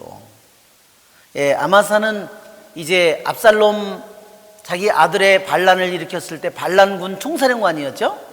근데 이제 요압을 강등시키고 자기가 아들을 죽였기 때문에, 압살롬을 죽였기 때문에 죽이지 말라고 당부했는데 죽였기 때문에 이 요압을 강등시키고 아마사를, 반란군 총사령관을 정말 자기의 총사령관으로 삼아서 임무를 줬어요. 사흘 안에 유다 사람들을 빨리 동원해서 나에게 데려와라. 왜 그랬죠? 반란군 세력이 점점 커지고 있는데 시간을 더 지체하면 안 되잖아요. 그런데 사흘 동안 사람들을 동원해서 데리고 와라. 그래서 빨리 그 병력을 데리고 세바를 북쪽의 이스라엘 쫓아가야 되는데 아마사는 유다인들을 동원하러 나갔으나 정해진 기일을 오지를 않는 거예요. 자, 그러면 왕명이 떨어졌는데 그 반란이 일어나는 와중에 왕명을 어겼으면 이것은 또 하나의 반란이라는 거예요. 그렇죠? 왕은 이 아마사를 신임하기가 너무나 힘든 거예요. 이제 의심스러운 거죠. 왜 병력을 모아서 반란군을 쫓아가야 되는데 안 오나? 이제 너무나 의심스러운 겁니다. 그러자 다윗이 아비사에게 근데 더 이상 안 되겠으니까 이제 요압은 강등시켰고, 그러니까 요압의 동생 아비사이를 시켜서 이제 병력을 데리고 얼마 안 되더라도 비크리 아들 세바가 이제 더 세력이 커지고 자기 아들 반란군보다 더 위태로울 테니까 이제 두 아들을 데리고 빨리 쫓아가라 그랬어요.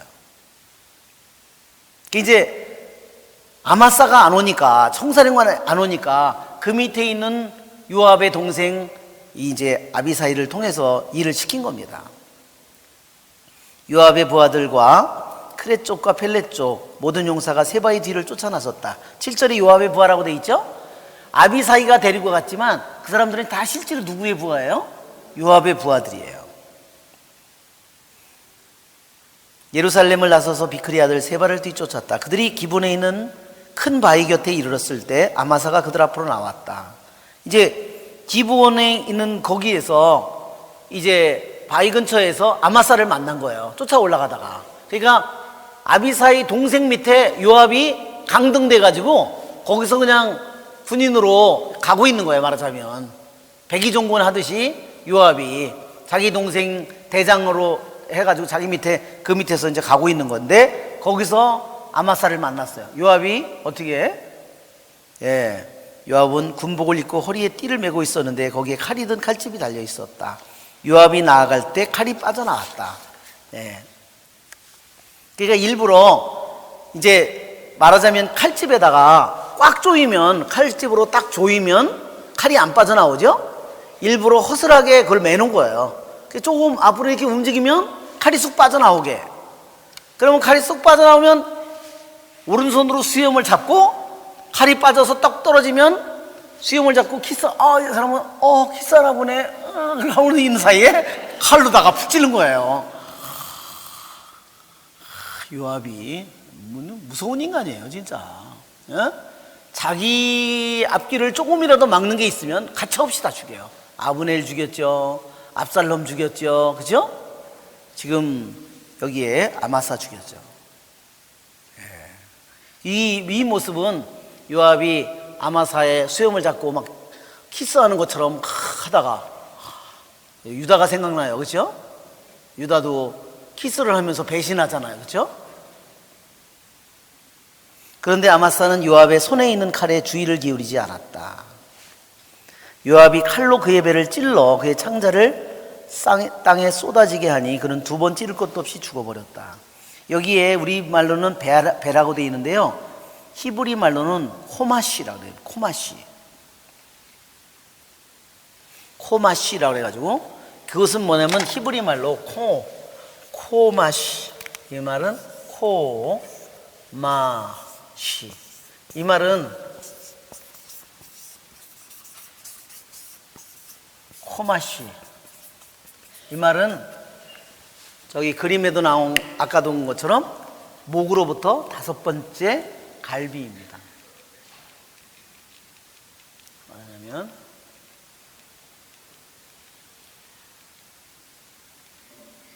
여기서부터 나온 갈비가 있죠? 하나, 둘, 셋, 넷, 5번째예요. 짝 찌르면 거기에 뭐냐면 쓸개하고 간하고 거기를 말하자면 그냥 심장하고 찔러서 그냥 죽은 거죠. 그 전에 요압이 아브넬을 죽일 때도요, 저걸 찔러서 죽였어요. 고자리를 찔러서 죽였어요.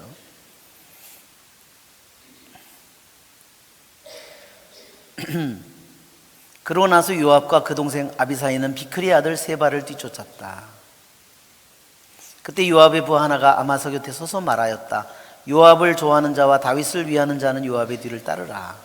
그런데 아마사는 어떻게 했어요? 피투성이가 되어 큰 길 한가운데 나동거라져 있었다. 너무나 끔찍한 장면이죠. 그렇죠? 그래서 부하가 사람들이 다 보고 너무나 끔찍하니까 멈췄으니까 쫓아가던 군인들이, 그러니까 옷으로 말하자면 길 옆으로 옮겨놓고 옷으로 덮어놓습니다. 이렇게 아마사를 큰 길에서 치우다 모든 사람이 요압의 뒤를 따라 비크리 아들 세바를 뒤쫓았다. 세바가 모든 이스라엘 지파를 두루 거쳐 벤 마카이를 이르렀다 그랬죠? 북쪽의 이스라엘 땅을 다 올라가면서 반란군을 규합해서 결국 그가 들어간 성이 아벨 벳 마카이입니다. 요압을 따르는 군사들이 그곳에 이르러 아벨 벳 마카이에 있는 그를 포위하고 성읍을 치려고 공격 축대를 쌓았다. 아까도 그랬죠? 흙으로 다 이렇게 그 성벽 높이만큼 비스듬히 이렇게 흙을 쌓아 올려가지고 이제 바깥 성벽은 그냥 넘어 들어가는 거예요. 그러면 바깥 성벽을 넘어 들어가면 또 뭐가 있어요? 안에 성벽이 있죠. 이제 그 아내 성벽을 허무는 겁니다. 예. 이때 어떤 지혜로운 여인이 성읍 안에서 외쳤다. 여보세요, 여보세요. 제가 요압 장군님께 드릴 말씀이 있으니 이리 가까이 와주시라고 제발 전해주세요. 그 여인이 요압 장군이십니까? 하고 물었다. 예, 신명기 20장 10절에 보면요, 이스라엘은 전쟁을 할 때 꼭 적군에게 가서 전쟁을 하기 전에 너희가 평화를 원하면 우리가 너희를 쳐들어가지 않겠다, 치지 않겠다, 같이 평화를 지키겠다고 하면, 그것처럼 먼저 우리들에게도 평화를 제안해야 된다는 거예요. 이 여자가 얘기한 것은. 그런데 왜 어떻게 율법을 알고 율법에 정통한 요압 장군 다윗 임금이 어떻게 이스라엘 집 같은 동족의 성인데 왜 평화 제안도 하지 않느냐, 이런 말입니다.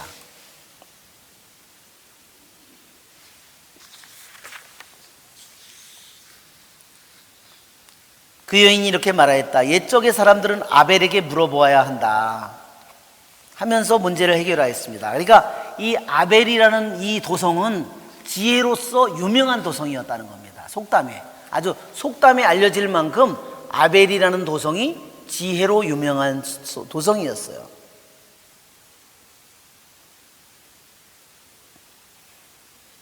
그런데 왜 장군님께서는 이스라엘의 어머니와 같은 이 성읍, 지혜가 가득한 이 성읍을 왜 평화도 제한하지 않고 무조건 다 허물어서 다 죽이려고 하느냐 하는 겁니다.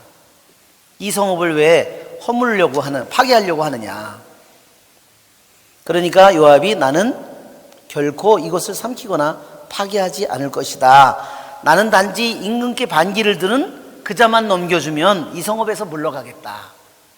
그러니까 이 여인은 정말로 지혜가 가득한 여인이에요. 단지 지혜가 가득한 것이 아니라 이 여자는 정말로 대담한 사람이에요. 그렇죠? 그 아벨 성에 있는 사람들을 다 설득을 해가지고 어떻게 했어요? 비크리만 목을 잘라서 넘겼어요. 어떻게 그럴 수 있을까요? 비크리 아들 세바가 난리를 쳤을 텐데 어떻게 그 여인이 했을까? 예, 유대인의 유대인들의 전해지는 그러한 전승에 의하면요, 여인이 아벨 성 사람들을 어떻게 설득했냐면 이렇게 설득했답니다.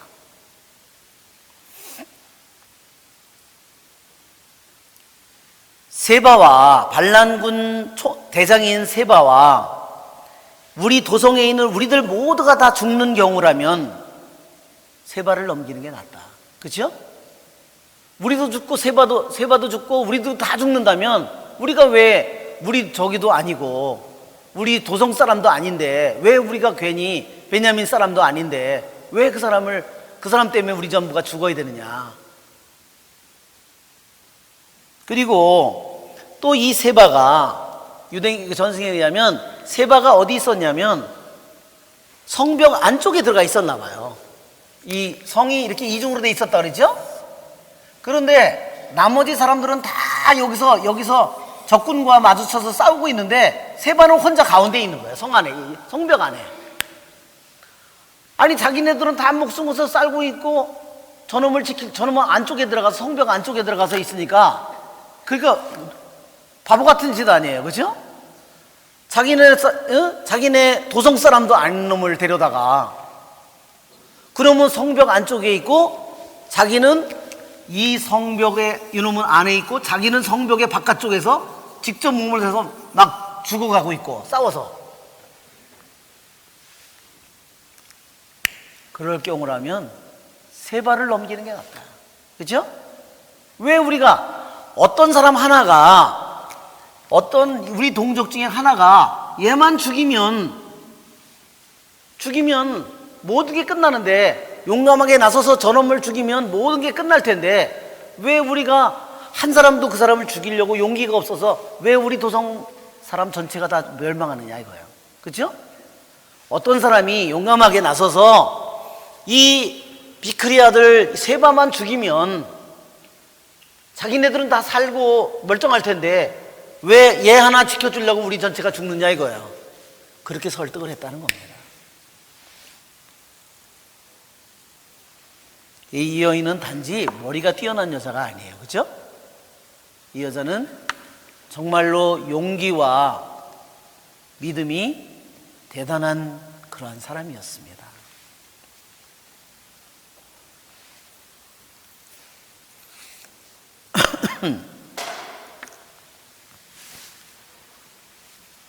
네, 시간이 30분이 지났네요.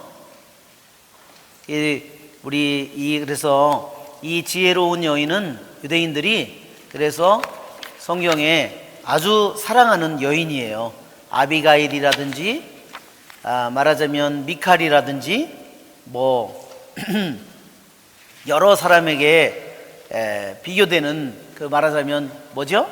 판관 드보라 이런 거기에 비교될 만큼 이스라엘의 어머니라고 하는 판관 드보라 거기에 비유되는 아주 용감하고 지혜로운 여인입니다. 오늘 시간이 끝까지 됐기 때문에 거의 끝까지 나왔지만 마치려고 했는데 오늘은 여기서 마치겠습니다.